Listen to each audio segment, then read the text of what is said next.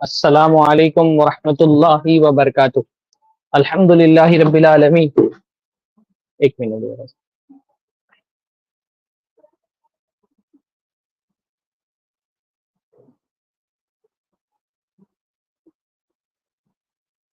الحمد للہ رب العالمین والصلاة والسلام علی نبینا محمد وعلی آلہ وصحبہ اجمعین ومن تبعہم بإحسان الی یوم الدین۔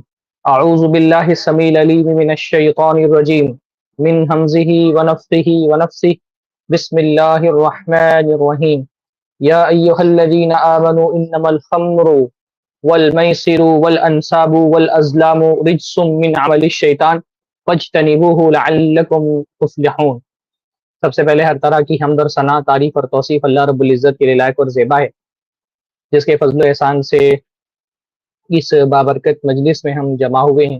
سب سے پہلے ہم اللہ تعالیٰ سے دعا کرتے ہیں کہ اللہ تعالیٰ اس برکت والی مجلس کو ہمارے لیے مفید بنائیں، دنیا میں بھی ہمارے لیے مفید بنائیں، آخرت میں بھی ہمارے لیے مفید بنائیں، اور اللہ رب العالمین ہم سب کو اس مجلس کی برکت سے اپنے ایمان میں اضافے، اپنے کردار میں اصلاح کی توفیق نصیب فرمائیں۔ الحمدللہ ہمارا دین، اس کی جو بہت ساری خصوصیات ہیں، اس میں سے ایک خصوصیت یہ بھی ہے کہ ہمارا دین الحمدللہ ایک پاکیزہ دین ہے۔ تو ہمارے دین میں پاکیزگی بہت مطلوب ہے، ہر چیز کی پاکیزگی مطلوب ہے۔ ہمارے دین میں عقیدے کی بھی پاکیزگی مطلوب ہے، اس لیے سب سے پہلا تقاضا تو ایک مسلمان سے یہی کیا گیا ہے کہ وہ اپنے عقیدے کو پاک رکھے۔ عقیدے کو پاک رکھنے کے لیے اپنے آپ کو شرک سے بچائے، کفر سے بچائے۔ کفر و شرک یہ ایک گندگی ہے، بدعتیں گندگی ہیں جو انسان کے عقیدے کو گندا کر دیتی ہیں۔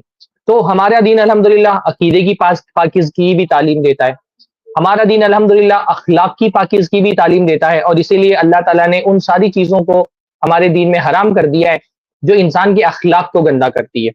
جھوٹ، چوری، چغل خوری، لوگوں کا معاملات میں تجسس کرنا، جاسوسی کرنا، غیبت، اس قسم کی ساری چیزیں جو ایک انسان کے اخلاق کو گندا کرتی ہے، تہمت تراشیاں کرنا، وہ اللہ تعالیٰ نے الحمدللہ اس سے اخلاق کو پاک رکھنے کا ہم کو حکم دیا ہے۔ ایسے ہی جسمانی پاکیزگی کی بھی شریعت نے بہت تاکید کی ہے کہ انسان اپنے جسم کو پاک رکھے، گندگی سے پاک رکھے، نجاستوں سے پاک رکھے۔ جو پہلی آیتیں قرآن مجید کی نازل ہوئی، اس میں مسلمانوں کو اللہ کے نبی کو حکم دیا گیا وَثِيَابَكَ فَطَهِّرْ، کہ اپنے کپڑے کو پاک رکھو۔ تو ہمارا دین الحمدللہ انتہائی پاکیزگی والا دین ہے، وہ ہر چیز کی پاکیزگی کا حکم دیتا ہے۔ ایسے ہی ہمارے دین میں الحمدللہ ایک چیز اور جس کی پاکیزگی مطلوب ہے، وہ ہے کھانے پینے کی پاکیزگی۔ تو ہماری شریعت نے الحمدللہ پاکیزہ چیزوں کو حلال کیا ہے کھانے پینے کی چیزوں میں، اور وہ چیزیں جو کھانے پینے میں پاکیزہ نہیں ہیں، ہماری شریعت نے الحمدللہ اس کو حرام کیا ہے، ہماری شریعت نے اس سے روکا ہے۔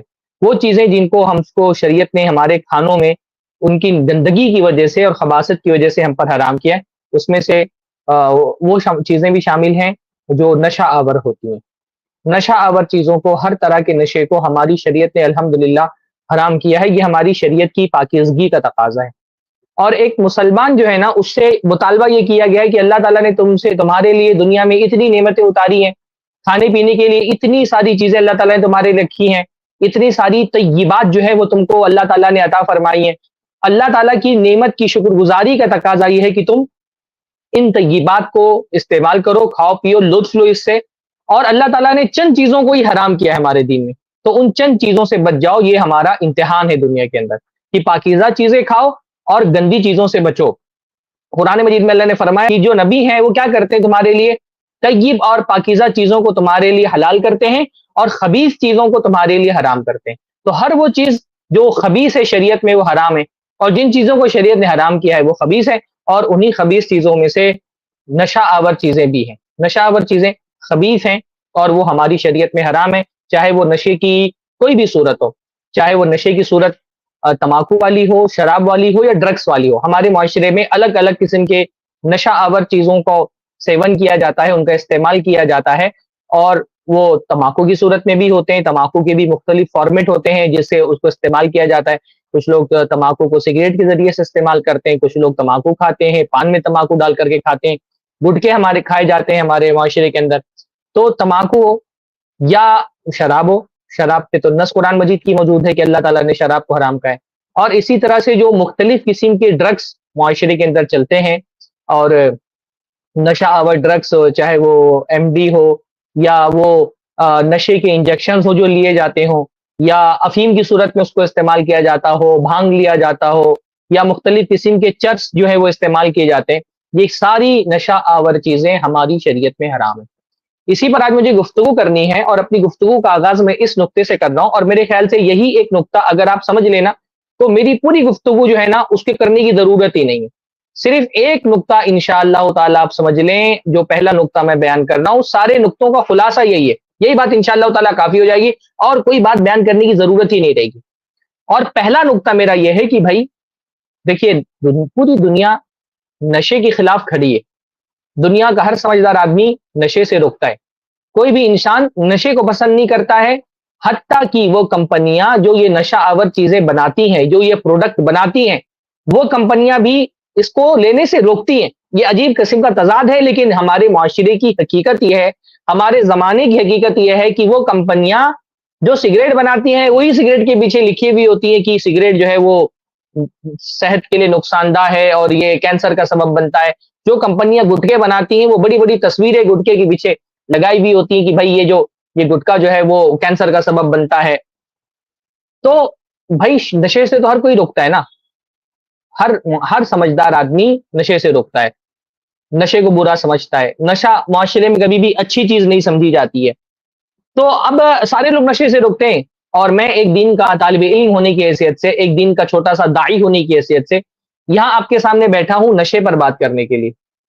تو میری اپروچ میں آپ اس کو سمجھے کہ میں جو نشے کے متعلق اپروچ لے کر کے آپ کے سامنے حاضر ہوا ہوں، اور کوئی ایک سیکولر اپروچ میں، جو اپروچ حکومت کی ہے، وہ ایڈ چلاتی ہے حکومتیں، جو اپروچ خود سگریٹ، تماکو اور مختلف گٹکے بنانے والی کمپنیوں کی ہے، جو مختلف قسم کے این جی اوز کی اپروچ ہوتی ہے، کوئی جو صحت کے متعلق ڈاکٹرز ہوتے ہیں ان کی جو اپروچ ہوتی ہے، وہ آپ کو جب روکتے ہیں تو ان کی اپروچ میں اور میری اپروچ میں ایک بنیادی فرق ہے، ان کے دلائل میں اور میرے دلائل میں ایک بنیادی فرق ہے۔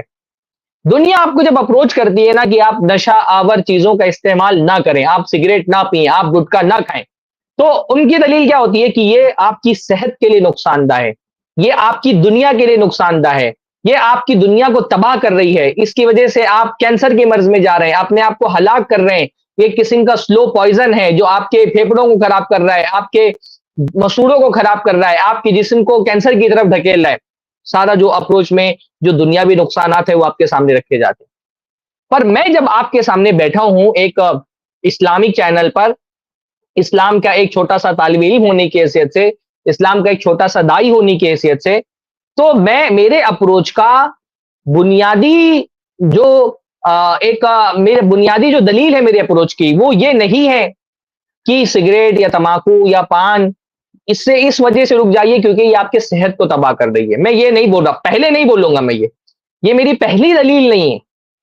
میں جب آپ سے بات کر رہا ہوں کہ میں بھی اسی پر آپ کو کنونس کرنا چاہ رہا ہوں کہ اگر آپ سگریٹ یا پان، تماکو یا شراب یا ڈرگس کی لت کے شکار ہیں تو آپ اس سے نجات پالیں، اس سے رک جائیں، اور اگر شکار نہیں ہے تو آئندہ اس سے بچنے کی کوشش کریں۔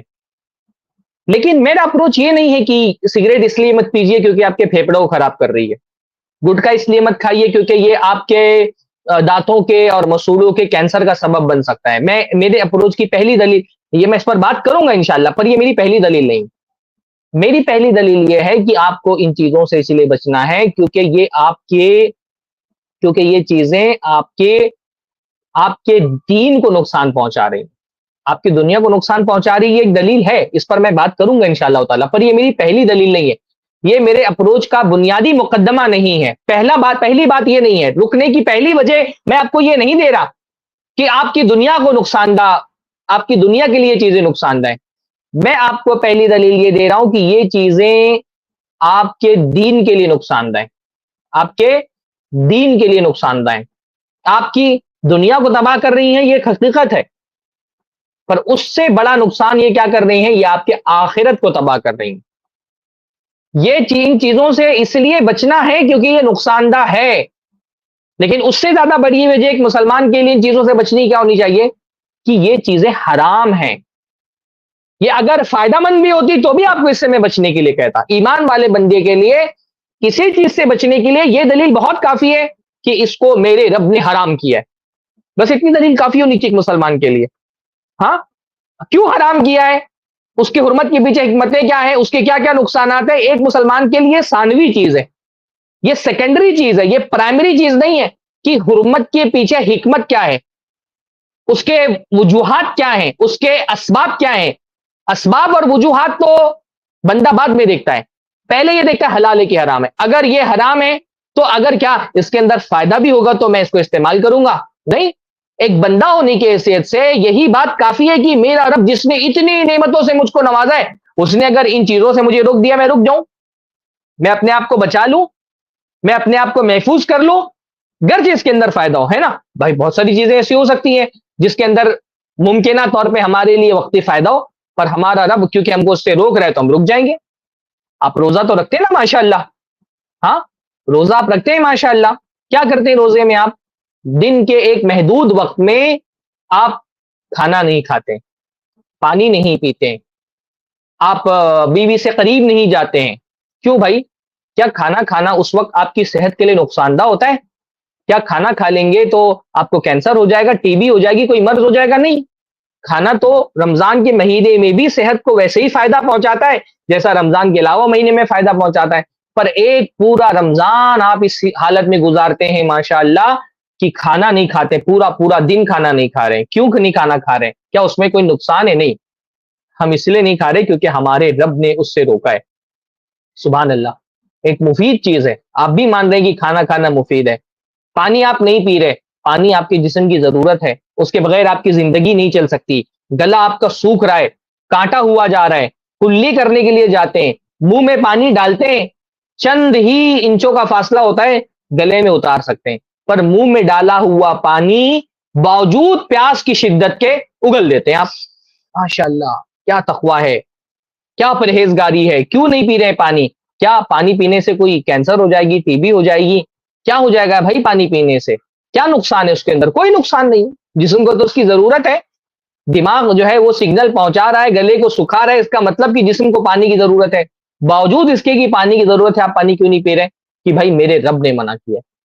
تو میرے بھائی، جس رب نے آپ کو رمضان میں کھانے سے منع کیا ہے، پانی سے منع کیا ہے، اسی رب نے رمضان کے علاوہ پورے 11 مہینے میں بھی آپ کو، اللہ تعالیٰ نے، اسی رب نے آپ کو تمباکو کھانے سے بھی منع کیا ہے، سگریٹ پینے سے بھی منع کیا ہے، شراب پینے سے بھی منع کیا ہے، ڈرگس لینے سے بھی منع کیا ہے. تو جس رب کے حکم سے آپ کھانا چھوڑ سکتے ہیں، پانی چھوڑ سکتے ہیں، جس رب کے حکم سے آپ ایک جائز تعلق اپنی بیوی سے باوجود خواہش کے دور اختیار کر رہے ہیں، آپ اس جائز تعلق سے، اس رب کے لیے آپ سگریٹ کیوں نہیں چھوڑ سکتے؟ تمباکو کیوں نہیں چھوڑ سکتے آپ؟ اس کو خوش کرنے کے لیے یہ چھوٹی سی قربانی کیوں نہیں دے سکتے آپ؟ ہاں، اس میں بہت فائدہ ہے. مان لے، میں مان لو تمباکو میں بہت فائدہ ہے آپ کا، آپ سگریٹ پینے سے آپ کو بہت فائدہ ہو رہا ہے مان لیجئے، لیکن کیا تمہارا رب جس نے انواع اقسام کی نعمتیں تمہارے لیے نازل کی ہیں، جس نے کھانے کے لیے کھانا دیا ہے، پانی پینے کے لیے پانی دیا ہے، اور دنیا کو تمہاری ضرورتوں سے بھر دیا ہے، ہر قسم کی غذا، ہر قسم کی لذتیں فراہم کی ہے، اس رب نے اگر ایک مفید چیز سے بھی رک دیا ہوتا تو کیا تمہارا بندہ ہونے کی حیثیت سے حق نہیں بنتا کہ اس سے رک جاتے؟ ہاں، دنیا میں یہی تو امتحان ہے نا، آزمائش تو اسی بات کی ہے کہ اللہ تعالیٰ جس چیز سے روکے اس سے رک جاؤ، یہ سوچے بغیر کہ اللہ تعالیٰ نے کیوں روکا ہے. بندگی کا تقاضا تو اصل یہی ہے. میں بتاؤں گا نشے کے کیا نقصانات ہیں، اس پر گفتگو کروں گا میں، لیکن میں اس سے پہلے کا اپروچ آپ کے سامنے رکھ رہا ہوں. ہاں، شاید کہ تیرے دل میں اتر جائے میری بات. تو میں یہ ایک نقطہ ہی میرے خیال سے آپ سمجھ لیں تو آگے مجھے بحث کرنے کی، گفتگو کرنے کی ضرورت ہی نہیں ہے انشاءاللہ تعالی، کہ بھائی آپ کے رب نے آپ کو روک دیا. میرا رب اتنا کریم، میرا رب اتنا مہربان، وہ اگر ایک جائز چیز سے بھی مجھ کو روک دے تو کیا میری بندگی کا تقاضا نہیں ہے کہ میں اس سے رک جاؤں؟ کیا اس کی محبت کا تقاضا نہیں کہ میں اس سے رک جاؤں؟ کیا اس کے ساتھ شکر کا تقاضا نہیں کہ میں اس سے رک جاؤں کہ بھائی اس نے اتنی نعمتیں دی ہیں؟ یعنی حضرت آدم علیہ السلام کا واقعہ جب ہم پڑھتے ہیں تو کسی نہ کسی طرح پر تعجب تو ہوتا ہے نا. جب حضرت آدم کا واقعہ پڑھتے ہیں تو ہم سوچتے ہیں، ذہن میں یہ خیال آتا ہے بھائی جنت تھی، دنیا بھر کی نعمتیں موجود تھیں، تو اگر ایک پھل کو اللہ تعالیٰ نے روک دیا تھا کھانے سے تو رک جاتے. کیا ایسا بڑا مشکل کام تھا؟ نہیں آتے شیطان کے بہکاوے میں، بھائی جنت میں رہ رہے تھے، انواع و اقسام کی نعمتیں موجود تھی، تو اگر ایک پھل کھانے سے اللہ نے روک دیا تھا تو کیا بڑی بات تھی، نہیں روک سکے اپنے آپ کو۔ پر ہم عملی حالت پہ اپنی غور کریں نا، ہم کو بھی تو اللہ تعالی دنیا میں ہر قسم کی نعمتیں دی ہیں، کھانا پینا، سبزیاں، پھل فروٹ، کون سی ایسی نعمتیں جو ہم کو نہیں حاصل ہے؟ اس رب نے جس نے اتنی نعمتیں اپنی رکھی ہیں، اگر چند ایک خبیث چیزوں سے روک دیا ہے، ہاں، چند ایک بری چیزوں سے روک دیا ہے، تو کیا ہمارا حق نہیں بنتا کہ ہم اس کو چھوڑ دیں؟ اللہ کی محبت کے لیے چھوڑ دو میرے بھائی، اللہ کے شکر کے لیے چھوڑ دو۔ اگر خوف دل کے اندر آخرت کا نہیں پیدا ہو رہا ہے، محبت تو ہے نا اللہ تعالیٰ کے لیے دل میں، بھائی ہم جذباتی باتیں کرنے پر آتے ہیں تو کتنے بڑے بڑے نعرے لگاتے ہیں، اللہ کے لیے جان قربان کرنے کی باتیں کرتے ہیں، اللہ کے لیے مال قربان کرنے کی باتیں کرتے ہیں، ہاں، اور جہاد میں اپنا سب کچھ لٹا دینے کی باتیں کرتے ہیں۔ ہمارے نوجوان کبھی کبھی قصیدے لگاتے ہیں اور نعتیں سنتے ہیں تو جیسے لگتا ہے بھائی کتنا جہادی جذبہ اس بھائی کے اندر موجود ہے۔ ابھی تو فی الحال کوئی اس قسم کا جہاد نہیں ہو رہا جہاں آپ کو اپنی جان قربان کرنی ہے، ہاں۔ ہم جب صحابہ کرام کے واقعات پڑھتے ہیں کہ بھائی صحابہ نے اپنی جانیں قربان کر دی اور ماشاءاللہ عورتوں نے اپنے بچے قربان کر دیے، بڑا ہم کو جوش اور ولولہ آتا ہے، ہم سوچتے ہیں کہ ہم کو بھی موقع ملتا اور ہم بھی اللہ کے راستے میں جہاد کر کے اپنی جانیں قربان کرتے۔ ابھی آپ کو جان نہیں قربان کرنے کا موقع آیا ہے، یہ موقع ہے اللہ تعالی کے لیے سگریٹ قربان کرنے کا۔ ہوگی قربانی، جان کی قربانی نہیں دینا ہے، اللہ کے لیے سگریٹ قربان کرنا ہے، اللہ کے لیے تمباکو قربان کرنا ہے، اللہ کے لیے پان قربان کرنا ہے، اللہ تعالیٰ کے لیے وہ ڈرگس قربان کرنا ہے۔ اللہ سے محبت ہے نا، دنیا میں امتحان اسی بات کا ہے نا کہ اللہ کی محبت پر کسی کی محبت غالب نہ آنے پائے۔ کوئی حلال چیز کی محبت بھی اگر اللہ پر غالب آ جائے تو بندے کے لیے وہ حلال چیز بھی فتنہ اور عذاب بن جاتی ہے۔ اللہ نے فرمایا کہ اگر تمہارے کل انکان آباؤکم و ابناؤکم و اخوانکم و ازواجکم، کہہ دیجیے کہ اگر تمہارے باپ دادا اور تمہارے بھائی بندھو اور تمہارے بیویاں اور تمہارے شوہر اور تمہارے بچے اور تمہاری جائیداد جو تم نے بنا کر کے رکھی ہے، تمہارا گھر جس میں تم رہتے ہو، تمہاری تجارت جس میں تم کو جو ہے وہ نقصان کا ڈر لگتا ہے، اگر یہ چیزیں اللہ سے زیادہ محبوب ہیں تو اللہ کے عذاب کا انتظار کرو۔ یہ جتنی چیزوں کا اللہ نے ذکر کیا نا، یہ تو حلال چیزیں، حلال چیز کی محبت بھی اگر اللہ پہ غالب آ جائے اللہ کی محبت پر تو وہ بندے کے لیے فتنہ اور عذاب بن جاتی ہے۔ ہم آپ سے جس چیز کے چھوڑنے کے تقاضا کر رہے ہیں یہ تو حرام ہے میرے بھائی۔ ان چیزوں کی محبت اللہ کی محبت پر کیسے غالب آ گئی کہ اللہ کے لیے آپ اتنی سی قربانی نہیں دے سکتے؟ بات کرتے ہیں آپ جان قربان کرنے کی، اللہ کے لیے ایک سگریٹ نہیں قربان کر سکتے؟ اور وہ اللہ جس نے جو قربانی مانگی ہے وہ ایسا ناشکرا نہیں ہے کہ آپ قربان کر دیں گے تو آپ کو چھوڑ دے گا، وہ تو شکور ہے اللہ تعالیٰ۔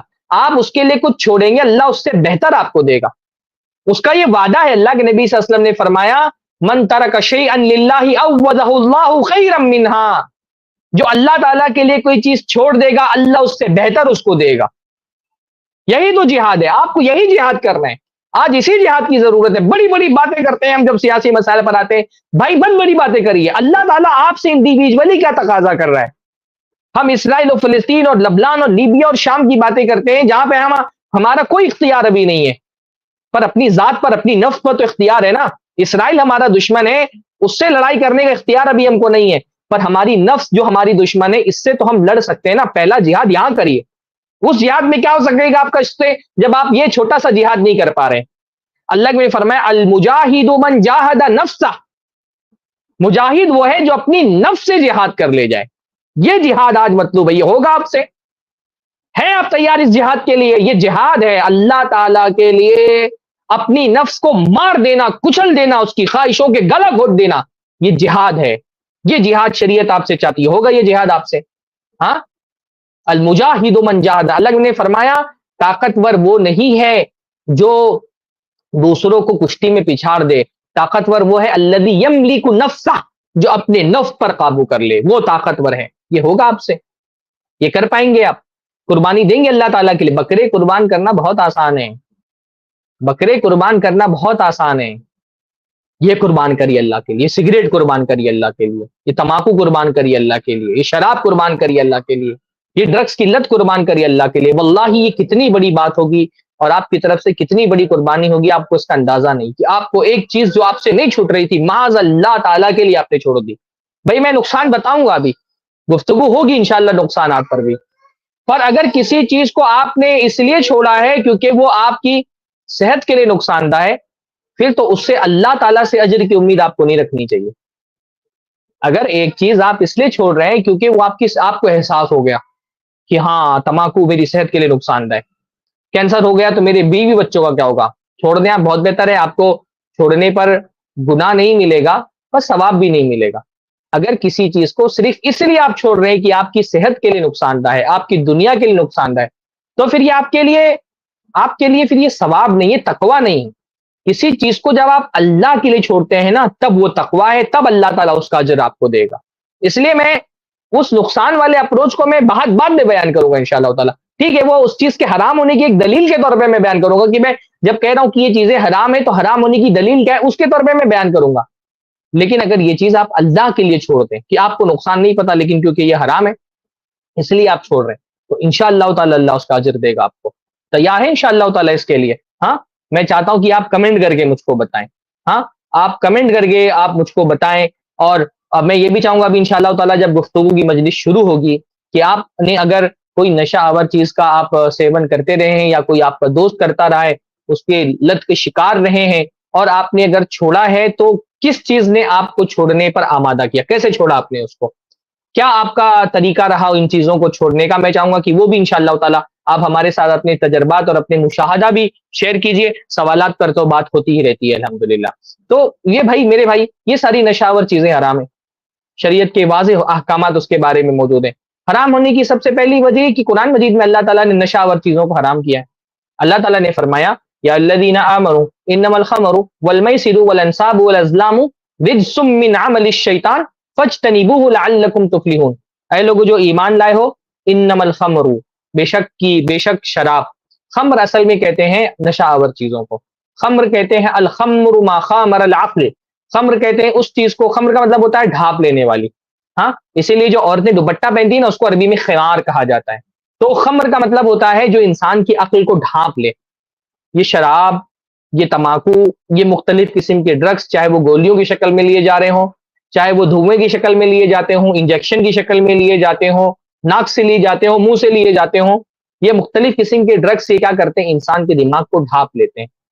تو ان کے حرام ہونے کی ایک وجہ کیا ہے؟ ان کا نشہ آور ہونا۔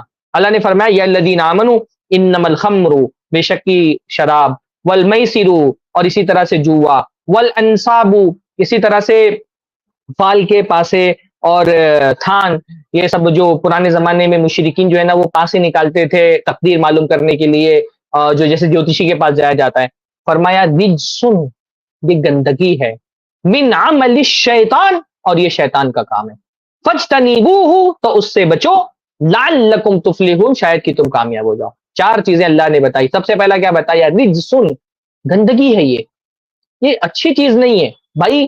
نشہ آور اشیاء کوئی اچھی چیز نہیں ہوتی، اور یہ بتانے کی ضرورت ہی نہیں ہے، ہماری فطرت میں یہ بات موجود ہے کہ یہ چیزیں اچھی نہیں ہیں، نشہ آور اشیاء اچھی نہیں ہے، یہ ہم کو بھی پتا ہے نا بھائی۔ کوئی بیٹا، آپ نے کسی باپ کو دیکھا ہے، ہم جب گھر پہ آتے ہیں شام کے وقت میں اپنی آفس سے چھوٹ کر کے اپنی دکان بند کر کے، تو ہم گھر میں 1 کلو سیب لیتے ہیں کہ میں کھاؤں تو میرے بچے بھی سیب کھائیں، آم کا سیزن ہوتا ہے تو ہم بچوں کے لیے آم لے لیتے ہیں، انار لے لیتے ہیں، ہاں، لیکن آگے اسی آم کی دکان سے آگے بڑھ کر کے باپ جب اپنے لیے سگریٹ خریدتا ہے تو کیا ایک پیکٹ سگریٹ اپنے بیٹے کے لیے بھی لے لیتا ہے؟ اپنی بیوی کے لیے بھی آپ تماکو اور گٹکا لے کر کے جاتے ہیں؟ نہیں نا، کیوں بھائی؟ اگر یہ اچھی چیز ہوتی تو ہر باپ کی خواہش ہوتی نا کہ اس کا بیٹا بھی سگریٹ کا وہ لطف لے جو لطف یہ لے رہا ہے۔ کوئی باپ نہیں چاہتا کہ اس کا بیٹا بھی سگریٹ پیے، کوئی باپ نہیں چاہتا کہ اس کی اولاد بھی سگریٹ پیے، کیوں؟ کیونکہ ہماری فطرت میں یہ بات موجود ہے کہ یہ گندگی ہے، ہم کو یہ سکھانے کی ضرورت نہیں کہ یہ چیزیں گندی ہیں، یہ ہماری فطرت میں موجود ہے۔ تو شریعت، اللہ نے پہلے کیا فرمایا؟ رجسن، یہ رجس ہے۔ دوسرا کیا فرمایا؟ من عمل الشیطان، یہ شیطان کا عمل ہے، یہ شیطان کا عمل ہے۔ ایک بندے کے لیے کسی چیز سے بچنے کے لیے یہی بات کافی ہے کہ وہ شیطان کے راستے پر نہ چلے، یہ کام شیطان کے کاموں میں سے ہے۔ پھر تیسرا فرمایا فاجتنبوہ، اس سے بچ جاؤ، اللہ نے حکم دے دیا مت کرو، روک جاؤ، اپنے آپ کو روک لو، لعلکم تفلحون، پھر فرمایا تاکہ تم کامیاب ہو جاؤ۔ تفلحون یعنی 4 چیزیں کہ اگر کامیابی چاہیے تو ان چیزوں سے بچ جاؤ۔ اللہ کے رسول صلی اللہ علیہ وسلم سے ہم کتنی محبت کا دعویٰ کرتے ہیں، اللہ کے رسول صلی اللہ علیہ وسلم نے ان نشہ آور چیزوں کے استعمال کے بارے میں کیا فرمایا؟ حضرت ابن عمر رضی اللہ تعالیٰ عنہ اللہ کے نبی صلی اللہ علیہ وسلم کے صحابی ہیں، فرماتے ہیں اللہ کے رسول نے فرمایا لعن اللہ الخمر، اللہ کی لعنت ہو نشہ آور خمر پہ، شراب پر۔ شراب میں جب بھی میں خمر آئے گا نا، اس میں ڈرگس آلریڈی آ جائیں گے، ساری نشہ آور چیزیں آ جائیں گی۔ لعن اللہ الخمر، اللہ کی لعنت ہو شراب پر، وشاربہا اس کے پینے والے پر، وساقیہا اس کے پلانے والے پر، وبائعہا اس کے بیچنے والے پر، ومبتعاہا اس کے خریدنے والے پر، وعاصرہا اس کے لیے نچوڑنے والے پر، ومعتصرہا جس کے لیے وہ نچوڑا جا رہا ہے اس پر، وحاملہا اور اس کے ویٹر پر جو لے کر کے جا رہا ہے، والمحمولۃ الیہ اور جو جس کی طرف وہ شراب لے کر کے جایا جا رہا ہے اس پر اللہ کی لعنت ہو۔ واللہ کتنی بڑی بات ہے، جو رسول رحمت ہے جس سے محبت کی ہم دعوے داری کرتے ہیں، وہ بد دعا کر رہا ہے شراب پر بھی، شراب پینے پلانے والوں پر بھی، اس کو بیچنے اور خریدنے والوں پر بھی۔ رسول رحمت کی بد دعا کا مستحق ہو رہے ہیں آپ اگر آپ شراب پیتے ہیں، نشہ آور چیزوں کا استعمال کرتے ہیں، تو رسول رحمت آپ کے لیے بد دعا کر رہے ہیں۔ کتنی بڑی بات ہے یہ، کتنی خطرناک بات ہے۔ آپ کے رونگٹے کیوں نہیں کھڑے ہو رہے یہ بات سن کر کے؟ آپ کانپ کیوں نہیں جا رہے ہیں؟ ایک شراب پینے والا، ایک نشہ آور چیزوں کا استعمال کرنے والا، تمباکو کھانے والا، اس کے رونگٹے کھڑے ہو جانے چاہیے، اس کا دل کانپ اٹھنا چاہیے کہ جس رسول سے ہم محبت کرتے ہیں، جس کی شفاعت کی قیامت کے دن ہم امید رکھتے ہیں، وہ رسول بد دعا کر رہا ہے ہمارے لیے اگر ہم شراب پیتے ہیں تو، اگر ہم نشہ آور چیزوں کا استعمال کرتے ہیں تو۔ اللہ کے نبی نے فرمایا ایک حدیث کے اندر، حضرت ابو ہریرہ اس کے راوی ہیں، فرماتے ہیں مدمن الخمری کعابدی وسنن، شراب کا عادی، شراب پینے والا، عابدی وسنن وہ بت کے پوجا کرنے والے کی طرح۔ اللہ کے نبی صلی اللہ علیہ وسلم نے اس کو بت کے پوجا کرنے والے سے جوڑ لیا۔ اللہ کے نبی اتنی اس سے نفرت کرتے ہیں۔ ایک حدیث میں فرمایا لا يدخل الجنت المدمن خمر، جو شراب پینے والا ہے وہ جنت میں داخل نہیں ہوگا، شراب نوشی کا عادی جنت میں داخل نہیں ہوگا۔ تو حرمت کی سب سے پہلی وجہ تو یہ اللہ کے رسول صلی اللہ علیہ وسلم نے اس کو حرام کیا ہے۔ اللہ کے رسول نے فرمایا ما اسکر کثیرہ فقلیلہ حرام، جس چیز کی زیادہ مقدار نشہ آور ہو اس کا تھوڑا سا استعمال کرنا بھی حرام۔ تمباکو کے بارے میں آغاز میں علماء کو بہت، شروعات جب اس کی دور تھی، جب اس کے نقصانات نہیں پتہ چلے تھے، تو بہت سارے علماء کو اس کے بارے میں شک ہوا تو انہوں نے کہا مکروہ ہے۔ لیکن بعد میں جب تمباکو کے نقصانات سامنے آئے اور یہ بات سمجھ میں آئی کہ یہ بھی ایک نشہ آور چیز ہے، ظاہر سی بات ہے ایک آدمی جب عادی ہو جاتا ہے تو بعض مرتبہ اس کو شراب پینے سے بھی نشہ نہیں آتا، لیکن ایک عام آدمی کے لیے تمباکو نشہ آور چیز ہے۔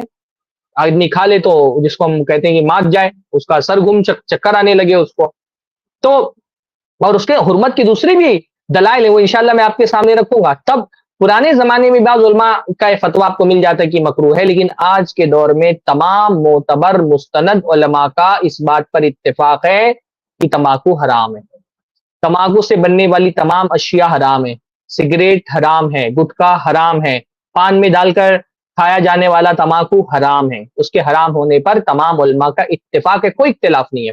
پرانے زمانے میں تو جیسے ہی جب سگریٹ نئی نئی لانچ ہوئی تھی تو اس کو صحت کے لیے مفید بتایا جا رہا تھا، اتنی تحقیقات اس کے بارے میں نہیں ہوئی تھی، اتنا ریسرچ اس کے بارے میں نہیں ہوئی تھی۔ اب جب ریسرچ ہوئی اور اس کے نقصانات سامنے آئے تو پھر دنیا والوں نے سے بھی روکنا شروع کیا۔ تو ایسے ہی جب پرانے زمانے میں تمباکو کے حوالے سے بہت تحقیقات نہیں ہوئی تھی تو بعض علماء نے کہہ دیا کہ یہ مکروہ ہے، تب بھی مکروہ کا، اور اب تو جب تحقیقات ہو کر کے اس کا سارا کچا چٹا سامنے آ گیا ہے، ریسرچ کے بعد پتہ چل گیا ہے کہ یہ صحت کے لیے کس طرح سے نقصان دہ ہے، تو اس کی حرمت پر کسی کا بھی اختلاف نہیں ہے، تمام معتبر علماء اس کو حرام بولتے ہیں۔ تو حرام ہونے کی پہلی وجہ کیا ہے کہ اللہ کے رسول نے نشہ آور چیزوں سے روکا ہے، اور یہ تمام چیزیں نشہ آور ہیں۔ دوسرا کیا ہے؟ دوسری وجہ یہ ہے کہ یہ چیزیں خبیث ہیں، اور خبیث چیزیں ہماری شریعت نے ہم پر حرام کی ہیں۔ اللہ تعالیٰ نے فرمایا یحل لکم الطیبات ویحرم علیکم الخبائث، اللہ نے وہ چیزیں تم پر حلال کی ہیں جو طیب ہیں، اور وہ چیزیں تم پر حرام کی ہیں جو خبیث ہیں۔ تو یہ ایک اصول ہے، اس اصول کے تحت آنے والی تمام اشیاء خبیث جو ہوں گی وہ حرام ہو جائیں گی، ہے نا۔ شریعت کیا ہے، کبھی کبھی کسی چیز کو، کسی خبیث چیز کو اسپیسیفک اس کا ذکر کر کے شریعت اس سے روک دیتی ہے، جیسے بھئی خنزیر کا گوشت کھانے سے روک دیا، وہ خبیث ہے تو اس کا ذکر کر دیا گیا، پر ہر خبیث چیز کا ذکر نہیں آئے گا، بلکہ بہت ساری خبیث چیزوں کو شریعت نے کہہ دیا خبیث ہے، اب اس کیٹیگری کی ہر چیز حرام ہو جائے گی، گرچہ اسپیسیفک اس کی حرمت کا ذکر نہ آیا۔ جیسے شریعت، جیسے قرآن مجید میں کہیں نہیں ہے کہ کاکروچ حرام ہے، حدیث میں کہیں نہیں ہے کاکروچ حرام ہے، تو کیا آپ کاکروچ کھا لیں گے؟ کاکروچ کے حلال ہونے کی کیا دلیل ہے؟ بھئی کاکروچ کے حرام ہونے کی دلیل کی خبیث ہے، وہ انسان کی طبیعت جانتی کہ وہ خبیث ہے۔ کیچوے جو چلتے ہیں بارش کے اندر، کیا ان کے حرام ہونے کا الگ سے کوئی ایک اسپیسیفک حدیث آئی ہے کہ یہ چیز حرام ہے؟ نہیں، اللہ تعالیٰ نے کہا خبیث چیزیں حرام ہے، تو کیونکہ وہ چیز خبیث ہے، انسان کی طبیعت اس سے عبا محسوس کرتی ہے، اس کو خبیث سمجھتی ہے، تو وہ چیزیں جو بالعموم انسان کی فطرت میں جن کی خباثت پہلے سے پیوست ہے اور انسان اپنی فطری طور پہ جان جاتا ہے کہ یہ چیزیں خبیث ہے، کون سا انسان؟ جو سلیم الفطرت ہے، جس کی فطرت طبیعت تبدیل ہو گئی ہے، جیسے چائنیز لوگ ہیں وہ کچھ بھی کھا لیتے ہیں، مگرمچھ کھا لیتے ہیں، وہ تو کچھ بھی کھا لیتے ہیں، لیکن جو سلیم الفطرت آدمی ہے، جو سلیم الفطرت انسان ہے، وہ جن چیزوں کو خبیث سمجھتے ہیں، جن کی خباثت ہماری فطرت اور ہمارے ذہن میں موجود ہے، ان چیزوں کو شریعت کے عمومی دلائل سے حرام کیا گیا ہے۔ اب کیا یہ بھی آپ کو سمجھانا پڑے گا کہ تمباکو خبیث چیز ہے، پان خبیث چیز ہے، گٹکا خبیث چیز ہے؟ کیا ہے وہ؟ خبیث ہے کہ پاک ہے، طیب ہے؟ ہاں، کیا اس کی دلیل دینے کی ضرورت ہے آپ کو کہ تمباکو طیب نہیں ہے، گٹکا طیب چیز نہیں ہے، سگریٹ طیب چیز نہیں ہے، پاک نہیں ہے، یہ خبیث چیزیں ہیں؟ آپ خود جانتے ہیں، آپ کی فطرت میں یہ بات موجود ہے۔ میں آپ کو چھوٹی سی دلیل بھی دے دیتا ہوں۔ بھائی دیکھیے، ہم مسجد میں ہوتے ہیں نا، مسجد دنیا کی سب سے پاکیزہ جگہ ہے۔ پاکیزہ جگہ پر اگر کوئی پاکیزہ کھانا آپ کو دیا جائے تو آپ کھائیں گے انشاءاللہ تعالی؟ ہاں، اگر آپ کو کہیں مسجد میں موجود ہوں اور آپ کو ماشاءاللہ دلی دربار کی بریانی بنا کر کے دی جائے جعفر بھائی والی، آپ کھائیں گے؟ ہم مسجدوں میں پاکیزہ چیزیں کھاتے ہیں الحمدللہ، افطار میں کھاتے ہیں، سحری میں کھاتے ہیں، جب اعتکاف میں بیٹھتے ہیں تو مسجد پاک جگہ ہے۔ پاک جگہ پر پاک چیز کھانے سے ہم کو الحمدللہ کوئی ہماری طبیعت نہیں روکتی، ہماری نفس کسی قسم کی کراہت محسوس نہیں کرتی ہے۔ لیکن بڑا سے بڑا کوئی سگریٹ کا گٹکے کا عادی ہو، کیا مسجد میں بیٹھ کر کے وہ سگریٹ پی سکتا ہے؟ بھائی اگر سگریٹ کوئی پاکیزہ چیز ہے تو مسجد میں بیٹھ کر کے بھی پیے نا، نہیں پی سکتا، سوائے اس کے کہ کوئی بہت فاسق فاجر انسان ہو جس کے دل پر زنگ لگ چکا ہو اور جس کا دل سیاہ ہو چکا ہو اور حلال و حرام کی تمیز ختم ہو چکی ہو، اس کی بات چھوڑ دیں، تو جس کے دل میں ذرہ برابر بھی ایمان موجود ہے وہ مسجد میں بیٹھ کر کے گٹکا نہیں کھا سکتا ہے، وہ مسجد میں بیٹھ کر کے سگریٹ نہیں پی سکتا ہے۔ کیوں؟ کیونکہ ہم کو پتا ہے کہ مسجد پاکیزہ جگہ ہے اور اس پاکیزہ جگہ پر خبیث چیزیں ہم نہیں کھا سکتے، حتیٰ کہ مسجد کے دروازے پہ بیٹھ کے بھی کوئی سگریٹ نہیں پی سکتا ہے۔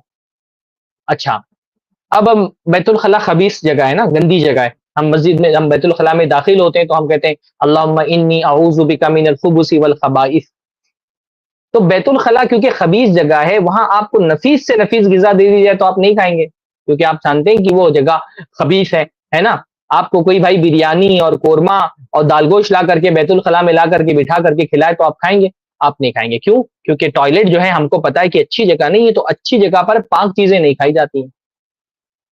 لیکن آپ حضرات کے علم میں ہے یہ بات کہ یہ جتنے بھی گٹکا کھانے والے اور سگریٹ پینے والے اور بیڑی پینے والے ہیں، ان کا ان چیزوں کے کھانے کی سب سے محبوب جگہ کون سی ہوتی ہے؟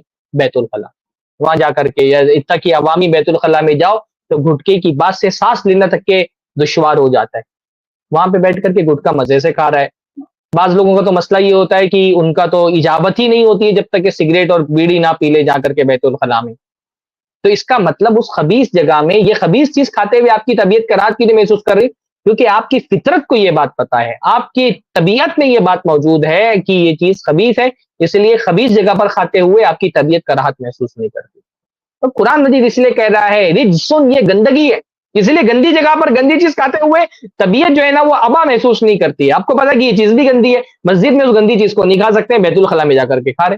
بیت الخلاء جہاں کوئی پاکیزہ چیز نہیں کھائی جا سکتی وہاں سب سے زیادہ انسان گٹکا کھاتا ہے، تو اس کا خبیث ہونا ہی اس کے حرام ہونے کی دلیل ہے۔ اگر اور کوئی دلیل نہ دی جائے تو یہی ایک دلیل کافی ہے اس کے حرام ہونے کی۔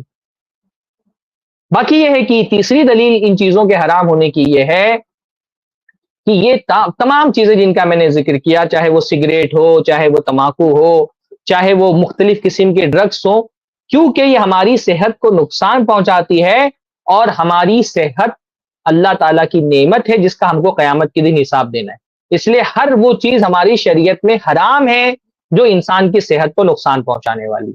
اللہ نے قرآن مجید میں فرمایا وَلَا تُلْقُوا بِأَيْدِيكُمْ إِلَى التَّهْلُكَةِ، اپنے آپ کو، اپنی نفس کو ہلاکت اور بربادی میں مت ڈالو۔ اللہ تعالیٰ نے قرآن مجید کے اندر فرمایا ہے ہاں کہ اپنے آپ کو ہلاکت میں مت ڈالو۔ اللہ کے نبی نے فرمایا قیامت کے دن اللہ رب العالمین جن چیزوں کا بندے کو، جن دو نعمتوں کا سب سے پہلے حساب لے گا، وہ دو نعمتیں کون سی ہیں؟ اللہ فرمائے گا کیا ہم نے تم کو ٹھنڈا پانی نہیں پلایا؟ الم نصحح لک جسدک، کیا تم کو ہم نے جسمانی صحت نہیں عطا فرمائی تھی؟ یہ صحت جو ہے نا، یہ اللہ تعالیٰ کی نعمت ہے، قیامت کے دن اس کا حساب دینا پڑے گا اللہ تعالیٰ کے یہاں۔ یہ جو ہمارا جسم ہے ہم اس کے مالک نہیں، ہم نے نہیں بنایا، یہ اللہ تعالیٰ نے ہم کو دیا ہے۔ یہ ہمارے دانت، یہ ہماری زبان، یہ ہمارے جبڑے، یہ پھیپڑے، یہ جگر، گردہ، کلیجی، ہارٹ، ہاتھ پیر، یہ سب کیا ہیں؟ یہ اللہ کی امانت ہیں۔ ان کو کسی بھی طرح کا نقصان ہم نے پہنچایا تو اللہ تعالیٰ کے ہم کو اس کا جواب دینا پڑے گا۔ اور ہم تمباکو کھا کر کے، سگریٹ پی کر کے کیا کرتے ہیں؟ اللہ کی امانت میں خیانت کرتے ہیں۔ یہ میں نہیں کہہ رہا کہ یہ حرام، یہ صحت کے لیے نقصان دہ اس لیے اس کو چھوڑ دیں، میں کہہ رہا ہوں یہ صحت کے لیے نقصان دہ اس لیے یہ حرام ہے، اور حرام اس لیے آپ چھوڑ دیں۔ اس کی حرمت کی تیسری دلیل میں دے رہا ہوں کہ ان چیزوں کے حرام ہونے کی تیسری دلیل کیا ہے؟ بھائی یہ آپ سب جانتے ہیں نا، یہ ایسی بات ہے جس کو کوئی بیان کرنے کی ضرورت نہیں۔ تو سگریٹ پینے والا، گٹکا کھانے والا بھی یہ جانتا ہے کہ یہ چیزیں صحت کے لیے نقصان دہ ہے، وہ تو جان کر کے ہی کھا رہا ہوتا ہے نا۔ وہ کہا جاتا ہے کہ بھائی ایک آدمی جو ہے نا وہ گٹکا خریدنے کے لیے پان والے کی دکان پر گیا، تو پان والے کی دکان پر اس نے جب گٹکا خریدا تو ایسا گٹکے کے پیکٹ اس نے دیا جس کے پیچھے وہ فوٹو نہیں بنا ہوا تھا، ہاں، ٹوبیکو کازز کینسر، اور وہ جو فوٹو بنا ہوتا ہے کینسر کا وہ نہیں بنا ہوا تھا۔ تو وہ جو نشیڑی تھا اس نے پہلے وہ گٹکا لیا اور پلٹ کر کے دیکھا تو وہ فوٹو تھا ہی نہیں، تو کہا یہ کون سا نکلی والا دے دیا گٹکا، وہ کینسر کی فوٹو جس پہ لگی رہتی ہے وہ والا۔ اس کو بھی پتا ہے، اس کو بھی پتا ہے کہ کینسر ہوتا ہے، اس کو بھی پتا ہے کہ اس کی صحت کے لیے نقصان دہ ہے، تو وہ لیکن وہ نہیں کھانا، وہ وہی اس کو وہی والا کھانا ہے جس سے کینسر ہوتا ہے، ہاں، کیونکہ انسان کو لگتا ہے مجھے نہیں ہوگا، لیکن جس کو ہو جاتا ہے پھر وہ زندگی بھر افسوس کرتا ہے۔ یعنی ایک مطالعے سے یہ بات پتا چلی ہے کہ امریکہ کا ایک رپورٹ میں نے پڑھی کہ ہر 10 موت میں سے ایک موت جو ہوتی ہے نا امریکہ میں، اس کی وجہ سگریٹ نوشی کی وجہ سے ہوتی ہے۔ ہاں، سگریٹ کی وجہ سے امریکہ میں 10 میں سے ایک آدمی کی موت ہوتی ہے۔ اور ہاں نہیں، امریکہ میں نہیں بلکہ چین، انڈیا، امریکہ اور روس، ان 4 ملکوں کو ملا کر کے ایک سروے کیا گیا تو پتا چلا ان میں 10 میں سے ہونے والی ایک موت کا سبب جو ہے نا وہ کیا ہے؟ وہ سگریٹ ہے۔ یعنی تقریباً یہ 10 سال پہلے کچھ رپورٹس مجھ کو ملی ہیں، اور اس میں سے ایک رپورٹ یہ ملی، the harmful use of alcohol results in 3.3 million deaths each year. ہر سال 33 لاکھ لوگ صرف شراب پینے کی وجہ سے مرتے ہیں، شراب سے ہونے والی بیماریوں کی وجہ سے مرتے ہیں۔ 33 لاکھ کتنا بڑا فیگر ہے! اس لیے میں کہتا ہوں نا، پچھلی بار بھی میں نے کہا تھا کہ سب سے بڑے دہشت گرد اس دنیا کے نشہ آور چیزوں کو سپلائی کرنے والے ہیں، ان پروڈکٹس کی وجہ سے جتنے لوگوں کی موت ہوتی ہے، کسی بھی ملک، پوری دنیا کے کسی بھی ٹیررسٹ اٹیک میں اتنے لوگ نہیں مرتے ہیں جتنا صرف شراب کی وجہ سے لوگ دنیا میں مر جاتے ہیں۔ ایک رپورٹ میں نے ہندوستان ٹائمز کی پڑھی، 1 Indian dies every 96 minutes due to alcohol consumption.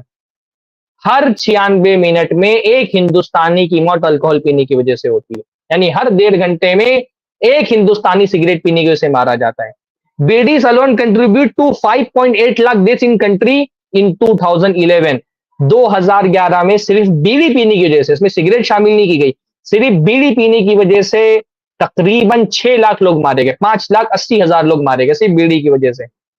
1 million tobacco deaths in India every year, یہ ہندوستان ٹائمز کی رپورٹ ہے کہ صرف تمباکو کی وجہ سے 1 ملین لوگ صرف ہندوستان میں مارے جاتے ہیں۔ Cigarette smoking causes about 1 of every 5 deaths in United States. یہ ایک سال کے اندر 5 میں سے ایک ڈیتھ کی وجہ یونائٹیڈ اسٹیٹس آف امریکہ، اس میں 5 میں سے ایک موت سگریٹ کی وجہ سے ہوتی ہے۔ Tobacco kills up half of its users, تمباکو اپنے آدھے استعمال کرنے والوں کو قتل کر دیتا ہے۔ یعنی جو لوگ تمباکو کھاتے ہیں، آدھے لوگ تمباکو کی وجہ سے مارے جاتے ہیں، آدھوں کی کوئی اور وجہ ہوتی ہے۔ ہر سال تقریباً 60 لاکھ لوگ تمباکو کھانے کی وجہ سے مارے جاتے ہیں۔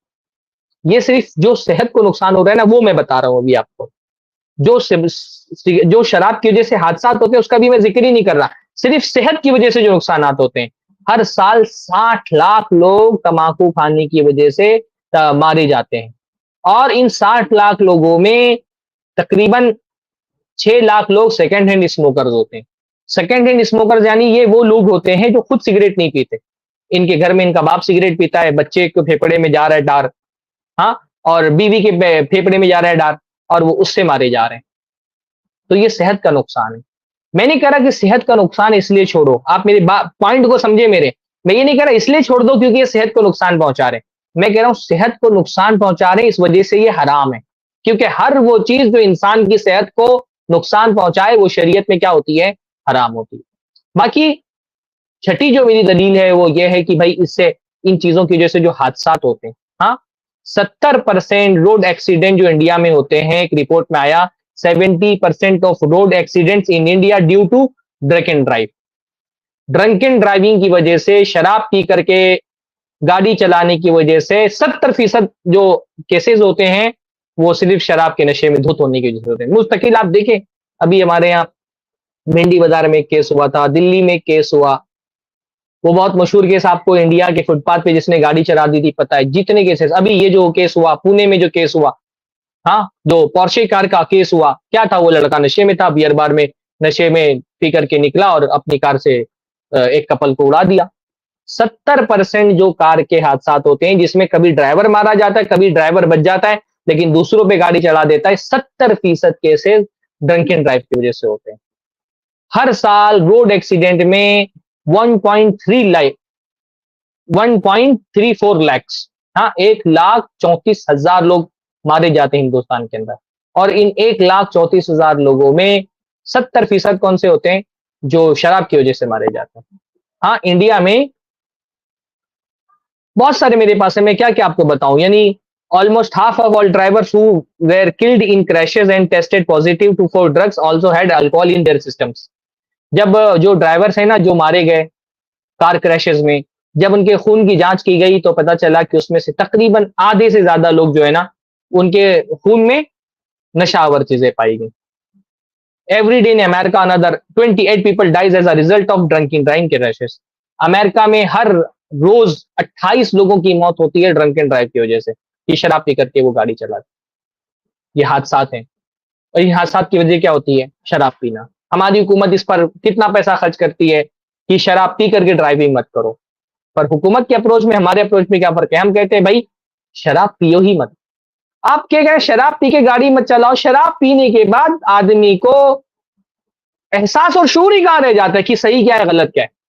شرابی آدمی کو آپ کیا پابندی بنائیں گے؟ شرابی آدمی بعض مرتبہ اتنا دودھ ہوتا ہے کہ وہ اپنی بیوی اور اپنی بیٹی میں فرق نہیں کر پاتا ہے، اس حد تک کہ اس کا دماغ معاف ہو جاتا ہے۔ اس کو آپ بول رہے ہیں کہ شراب پینے کے بعد ڈرائیونگ مت کرو، اس کو کون بتائے گا کہ میں نے شراب پی تب ڈرائیونگ نہیں کرنی؟ وہ تو نشے میں دھت ہے، وہ تو کبھی نالی میں پڑا ہوا ہوتا ہے کیڑے کی طرح، اس کو نہیں پتا ہوتا ہے، سورج نکل گیا ہوتا ہے اور وہ اچھے خاصے میں نے کپڑوں میں اور سوٹ بوت میں ملوث لوگوں کو دیکھا اسٹیشن کے باہر پڑے ہوئے ہیں گندے کتے کی طرح، بلکہ کتا بھی صاف ستھرا ہوتا ہے، نشے میں دھت ہے، اس کو پتہ ہی نہیں کہ اس کے ساتھ کیا رہے، وہ اس کو کیا پتا چلے گا کہ میں نے شراب پی لی ہے تو اب مجھے گاڑی نہیں چلانی چاہیے۔ ہاں کہنا یہ چاہیے ڈونٹ ڈرنک اینڈ ڈرائیو، ہاں ڈرائیو کریے لیکن ڈرنک مت کریے، ڈرنک سے بالکل روکنا چاہیے۔ ہماری حکومتیں سیکولر حکومتیں یہاں پہ تو اب شراب کے بارے میں جو ہے نا بات کرنا تک ممنوع ہو گیا ہے، حتیٰ کہ صورتحال یہ بن گئی ہے کہ ہمارے یہاں لاک ڈاؤن لگا تو حکومت کو سب سے بڑا ٹینشن یہ تھا کہ جو شرابیوں سے ٹیکس کے پیسے آ رہے تھے اب وہ رک گئے، تو کھانے پینے کی چیزوں کے لیے اور ہوٹلز نہیں کھولے گئے لیکن شراب کے اڈے پہلے کھول دیے گئے۔ تو یہ جاگرکتا پیدا کرنے کی ضرورت ہے، ایک بیداری لانے کی ضرورت ہے۔ اچھا یہ شراب جو ہے وہ بہت سارے جرائم کا بھی سبب بنتی ہے، خاص طور پہ خواتین کے خلاف جو جرائم ہوتے ہیں، یہ نیشنل کرائم ریکارڈز جو بیورو ہے NCRB اس کی رپورٹ ہے، اس میں ہے 85% crimes against women due to alcoholism. یہ NCRB کی رپورٹ ہے کہ 80% جرائم جو خواتین کے خلاف ہوتے ہیں وہ کیوں ہوتے ہیں؟ وہ الکوہلزم کی وجہ سے ہوتے ہیں۔ جتنے مشہور ریپ کے کیسز انڈیا میں ہوئے ہیں، چاہے وہ دلی والا کیس ہو، کیا نام تھا اس کا مجھے یاد نہیں آ رہا ہے، ممبئی میں شکتی میل میں کیس ہوا، ابھی یہ جو کولکتہ کا کیس ہوا، باقاعدہ رپورٹ آ رہی ہے کہ اس نے شراب پی ہوئی تھی، شراب پی کر کے پہلے وہ جو ہے وہ طوائف خانے میں گیا اور وہاں سے پھر وہ واپس ہاسپٹل آیا تھا۔ جو کولکتہ کا بھی ریپ کیس ہوا ہے، نربھیا جو ریپ کیس ہوا تھا اس میں بھی وہی آیا تھا کہ وہ جو ہے وہ شراب کے نشے میں دھت تھا۔ یہاں اپنی ممبئی میں شکتی مل میں جو ریپ کا کیس ہوا تھا اس میں بھی آیا تھا کہ جو ریپسٹ تھا، اکثر ریپسٹ جو ہے نا یعنی ریپ کرنے کے لیے جس قسم کی بروٹیلٹی یا آپ اس کو کیا کہیں گے حیوانیت چاہیے نا، وہ حیوانیت نارمل آدمی میں نہیں آئے گی، وہ حیوانیت انسان کے اندر پیدا اسی وقت ہوتی ہے جب وہ شراب کی حالت میں ہوتا ہے۔ ایسا عام انسان اتنا حیوان ہو ہی نہیں سکتا، مطلب آپ سوچئے کتنی درجے کی حیوانیت تھی کہ اس عورت کے ساتھ ریپ کیا اور سلیا لے کر کے اس کی شرمگاہ میں ڈال دیا، اتنی بری طرح اس کو عام انسان یہ نہیں کر سکتا، بڑا بدترین سے بدترین مجرم جو ہے نا، اتنا بڑا حیوان نہیں ہو سکتا ہے۔ یہ حیوان کون بناتا ہے انسان کو؟ شراب۔ تو ہمارے یہاں ریپ کے خلاف اتنی باتیں ہوتی ہیں، شراب بین کرنے کی بات کوئی نہیں کر رہا ہے، کیونکہ حکومت کو پیسہ آ رہا ہے، لوگ عادی ہیں اس کے۔ ہاں، الکوہل جو ہے وہ، اچھا یہ تو صرف خواتین کے متعلق ہے۔ یہ رپورٹ بتاتی ہے alcohol is a factor in 40% of all violent crimes today, کہ جتنے بھی وائلنٹ کرائمز ہو رہے ہیں ان کے پیچھے 40% جو فیکٹر ہوتا ہے، 40% وہ الکوہل کی وجہ سے ہوتا ہے۔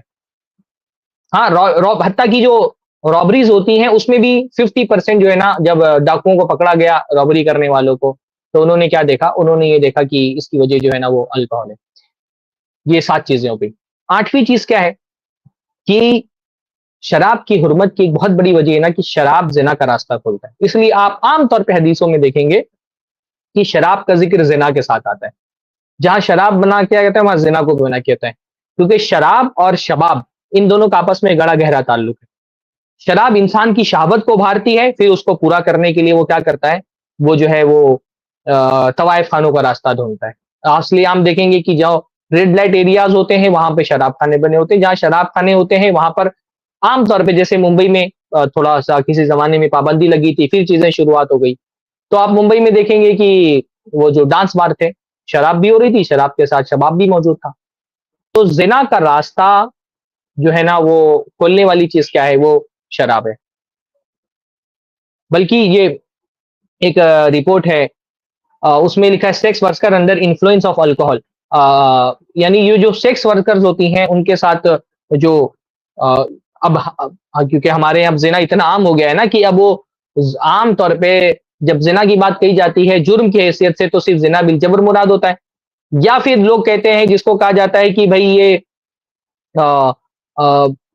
مطلب غیر احتیاطی ریلیشن شپ جس کو کہا جاتا ہے، ہاں، کہ جس میں انسان نے ان چیزوں کا استعمال نہ کیا ہو HIV وغیرہ سے بچنے کے لیے۔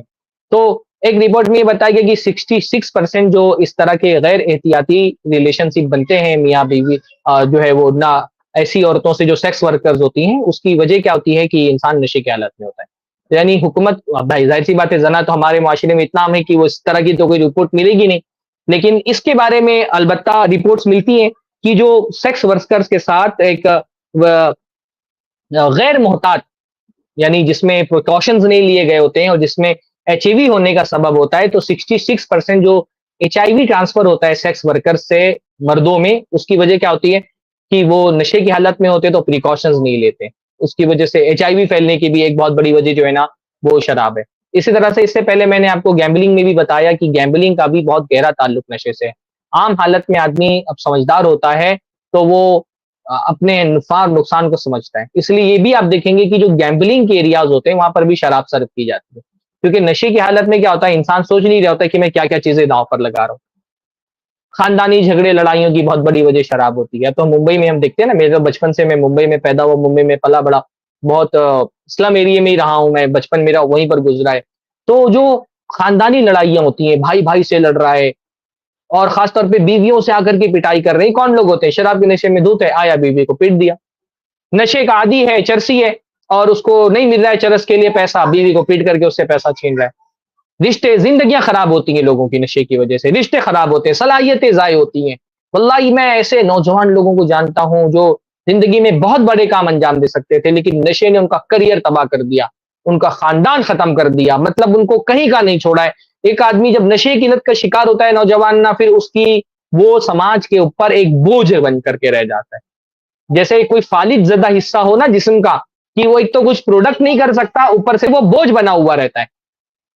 میں نے واللہ میں زمانے میں میرا نا کرلا سے ممرہ کا اپ ڈاؤن تھا، بہت افسوس ہوتا تھا مجھے دیکھ کر کے کہ چھوٹے چھوٹے بچے 7 سال کے، 8 سال کے، 10 سال کے، 12 سال کے، وہ کیا کرتے تھے وہ لوگ، یہ جو کرلا میں ہمارے ٹرمینس پہ آ کر کے ٹرینیں رکتی ہے نا، تو اس سے وہ جو پلاسٹک کی بوتلس ہوتی ہیں وہ اٹھا کر کے اس کو بیچتے، اور وہی جھولا پیچھے سے ٹانگا ہوا ہے، اور ہاتھ میں کیا کہا جاتا ہے اس کو، وہ لے کر کے، ہاں، وہ ہیئر ریموور کچھ ایسا ہوتا ہے نا، نیل ریموور کا، اس کو لے کر کے سونگتے رہتے، آئیڈیکس کھا رہے، روٹی کے ساتھ آئیڈیکس کھا رہے، ہاں۔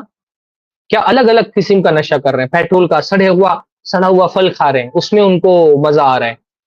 ہاں کیا تھینر، ہاں وہ تھینر جو ہے نا وہ لے کر کے سونگ رہے ہیں، اس میں ان کو لطف آ رہا ہے، مزہ آ رہا ہے.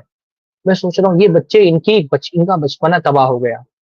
یہ پڑھتے لکھتے، یہ اپنے سماج کو، اپنے معاشرے کو، اپنی قوم و ملت کو فائدہ پہنچا سکتے تھے، ساری ان کا. ایسے لڑکوں کو میں جانتا ہوں کریئر خراب ہو گیا ان کا، باپ جوانی کی عمر میں ان کا مر گیا، اور بچہ بھی جوان تھا، باپ کی موت ہو گئی، گلے پہ بیٹھ گئے، ہوٹل چلاتے تھے، پیسہ زیادہ ہاتھ میں آنے لگا، بری صحبتیں ہو گئیں، بری صحبتوں کی وجہ سے نشے کے عادی ہو گئے. باپ نے بہت پراپرٹی بنا کے دی تھی، سب نشے کی عادت میں تباہ و برباد کر دیا، پورا باپ کا بنایا ہوا پوری پراپرٹی تباہ کر دی، روڈ پر لے آئے خود کو. ایسے لوگوں کو میں جانتا ہوں، اچھے دیندار گھرانے کا لڑکا ہے اور نشے کی لت کا شکار ہو گیا، سب خراب ہو گیا، اس کا کریئر خراب ہو گیا، اور پھر وہ ایسا مطلب غائب ہی ہو گیا. اب گھر والوں کو پتہ بھی نہیں زندہ ہے کہ مردہ ہے. لوگ مطلب نشے کے عادی لڑکوں کے کچھ دن تک علاج کراتے ہیں، پھر جب علاج نہیں ہوتا چھوڑ دیتے ہیں، پتہ ہی نہیں ہے وہ زندہ بھی ہے کہ مر گیا ہے، کئی سالوں سے رابطہ نہیں ہے اس سے.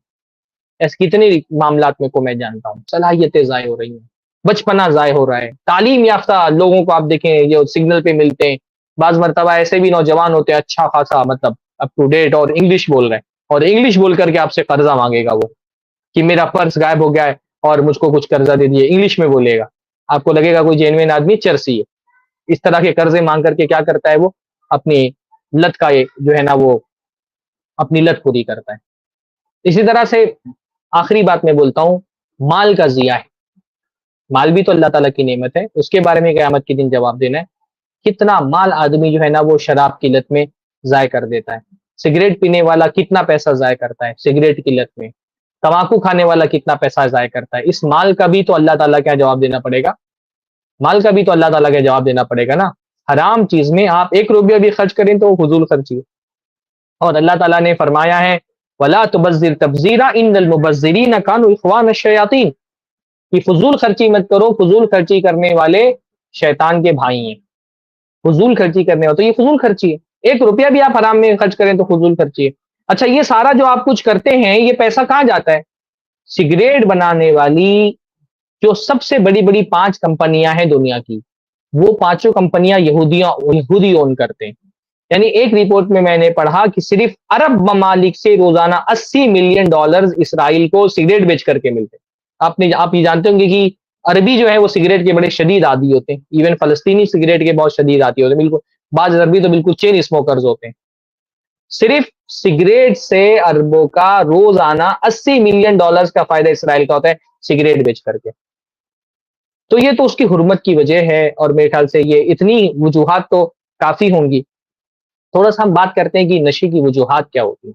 نشے کی سب سے بڑی وجہ ہوتی ہے دین سے دوری. دین سے جو آدمی دور ہے اس کے لیے بہت آسان ہوتا ہے کہ وہ اس قسم کی اشیاء میں گرفتار ہو جائے. اسی لیے دین سے اپنے بچوں کو قریب کریے. مطلب میں پریکٹیکلی اپنے بارے میں سوچتا ہوں الحمدللہ کبھی زندگی میں کوئی نشہ آور چیز جو ہے نا استعمال نہیں کی، نہ عادت ہے کبھی اس کی. بعض لوگ مولوی سمجھ کر کے پوچھتے ہیں مولانا پان کھائیں گے نہیں کھائیں گے، لیکن الحمدللہ نہ اپنے کو کبھی پان کی عادت لگی نہ سگریٹ کی.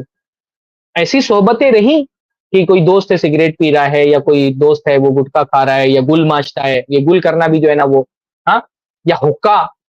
میں تو یہ دیکھ رہا ہوں میرے بھائی کی مطلب حکا پینے والے داڑھی رکھی ہے ماشاءاللہ بڑی بڑی، تو بھی میں نے حکا پی رہے ہیں. سگریٹ سے زیادہ نقصان دہ ہے حکا. ہاں میں انشاءاللہ حکے پر ایک الگ اسٹریم لوں گا، میں چاہتا ہوں کہ میں اس پہ الگ سے گفتگو کروں، اس لیے آج کی اسٹریم پہ میں نے اس پر بات نہیں کی. حکے کے نقصانات سگریٹ سے زیادہ ہیں. آپ یوٹیوب پہ جا کر کے کبھی صرف معلوم کریں کہ حکے میں بھی جو فلیور ڈالا جاتا ہے وہ بھی کینسر کا سبب بنتا ہے. بلکہ سگریٹ کا معاملہ تو یہ ہوتا ہے کہ انسان 2-4 کش لگاتا ہے اور سگریٹ جل جاتی ہے اور چھوڑ دیتا ہے. حکا تو 2-2 گھنٹہ لوگ بیٹھ کر کے پیتے ہیں، 2-2 گھنٹہ بیٹھ کر کے حکا پی رہے ہیں. اور مجھے تعجب ہوتا ہے کہ زندہ لوگ بولتے حرام نہیں ہے. جیسے سگریٹ حرام ہے، حکے کی حرمت سگریٹ سے زیادہ ہے. حکا سگریٹ سے زیادہ حرام ہے. میں انشاءاللہ اس پہ ایک الگ سے اسٹریم کروں گا، میں نے اس لیے آج اس پر زیادہ گفتگو نہیں کی ہے. تو اس کا سب سے بڑا سبب کیا ہے؟ میں اپنی بارے میں بات کر رہا تھا، میں نے اپنا جو ذاتی تجربہ ہے کہ ایسے لوگ ملے زندگی میں سگریٹ پینے والے. بھائی میں نے بتایا نا کہ میں ممبئی میں ہی پلا بڑا، ممبئی میں ہی پیدا ہوا. ایسے بھی دوست ملے جو بہت آؤٹ لائن تھے، یا شروع میں مدرسے پڑھنے والے تھے بعد میں آؤٹ لائن ہو گئے. پر ایک چیز جس نے مجھ کو بچا کر کے رکھا الحمدللہ ان چیزوں سے، میں اپنا ذاتی تجربہ بتا رہا ہوں، کہ ذہن میں ہمیشہ یہ خیال آیا اچھی ہوگی، پینے میں اچھا لگتا ہوگا، اور تھوڑا سا اسٹائل ہوتے ہیں نا، یعنی سگریٹ پینے والوں کو سگریٹ پہلی مرتبہ کیوں جو ہے نا لالچ دلاتی کہ بھائی ایک شان کی علامت سمجھا گیا سگریٹ پینا. ساری جو اس کی اٹریکشن ہے نا وہ جب یہ دینی نقطۂ نظر سے دیکھتے ہیں تو ختم ہو جاتی ہے کہ بھائی اللہ نے حرام کیا ہے، اللہ نے حرام کیا ہے، بس اتنی بہت بڑی یہ دلیل کافی ہے، اس کا سارا اٹریکشن ختم کر دیتی ہے وہ. تو دین سے دوری ایک بہت بڑا سبب ہے نشے کا. دوسری بہت بڑی وجہ کیا ہے؟ بری صحبت. اکثر لوگ جو سگریٹ کے یا نشے کے عادی ہوتے ہیں وہ کیوں ہوتے ہیں؟ بری صحبت کی وجہ سے ہوتے ہیں. اس لیے بری صحبت سے خود بھی بچیے، اپنے بچوں کو بھی بچائیے. میں اس لیے بار بار یہ کہتا ہوں نا، ہم اپنے بچوں کو اس موضوعات پہ بات نہیں کرتے. میں چاہتا ہوں کہ کبھی جو ٹین ایجرز ہوتے ہیں، چھوٹے بچے ہوتے ہیں، ان کے ساتھ بیٹھیں، ان سے بات کریں، ان کو بتائیں. ابھی وہ ان کو ان چیزوں کا سامنا کرنا پڑے گا جب ہم معاشرے میں اپنے بچے کو بھیجیں گے. میرے بچے چھوٹے ہیں الحمدللہ، 7 سال کے، 8 سال کے، ایک 12 سال کا ہے، ایک 6 سال کا ہی ہے.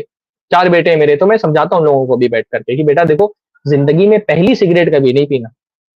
پہلی سگریٹ تم کو کوئی مجبور نہیں کرے گا، تمہاری نفس تم کو تقاضا کرے گی کہ سگریٹ پی لو. پہلی سگریٹ زندگی میں نہیں پینا.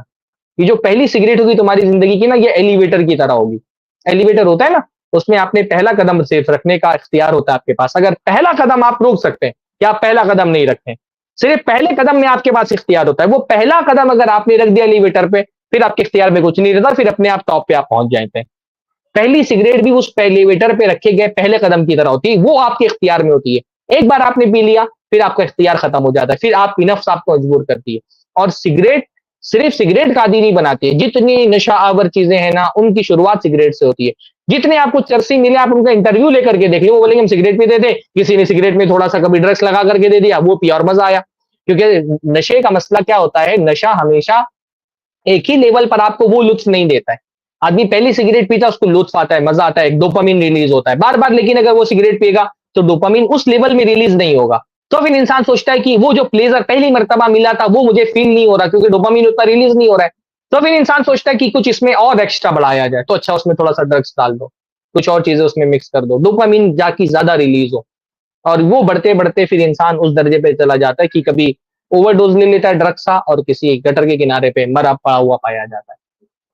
تو بچوں سے بات کریے، اپنے بچوں پہ نظر رکھیے، آپ کے بچے کن لوگوں کی صحبت میں رہتے ہیں. بہت سارے لوگ سمجھتے ہیں ڈپریشن کا علاج ہے نشہ، لیکن نشہ ڈپریشن کا علاج نہیں ہوتا ہے، نشہ ڈپریشن کا سبب ہوتا ہے. ایک بہت بڑی وجہ کیا ہوتی ہے نشے کے عادی ہونے کی؟ مارکیٹنگ.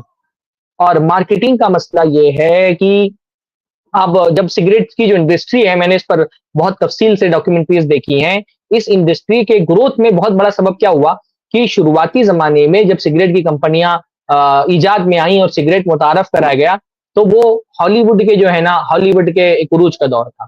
تو باقاعدہ جو سگریٹ کمپنیوں کے مالک ہوتے تھے، وہ جو فلموں کے ڈائریکٹرز ہوتے ہیں، ان کو پیسہ دیتے تھے کہ آپ اپنے ہیرو کو کسی خاص سین میں سگریٹ پیتا ہوا دکھائیں، سگار پیتا ہوا دکھائیں.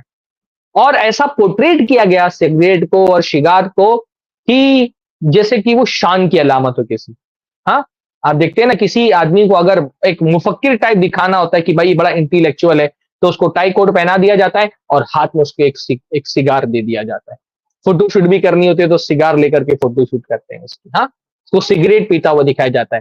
یہ کیا ہے؟ یہ کل کا کل مارکیٹنگ کا ایک طریقہ ہے. پر یہ مارکیٹنگ اور ایڈورٹائزمنٹ، اس کا سحر اتنا جو ہے نا شدید ہوتا ہے کہ بڑے بڑے لوگ اپنے آپ کو شہر سے نہیں نکال پاتے.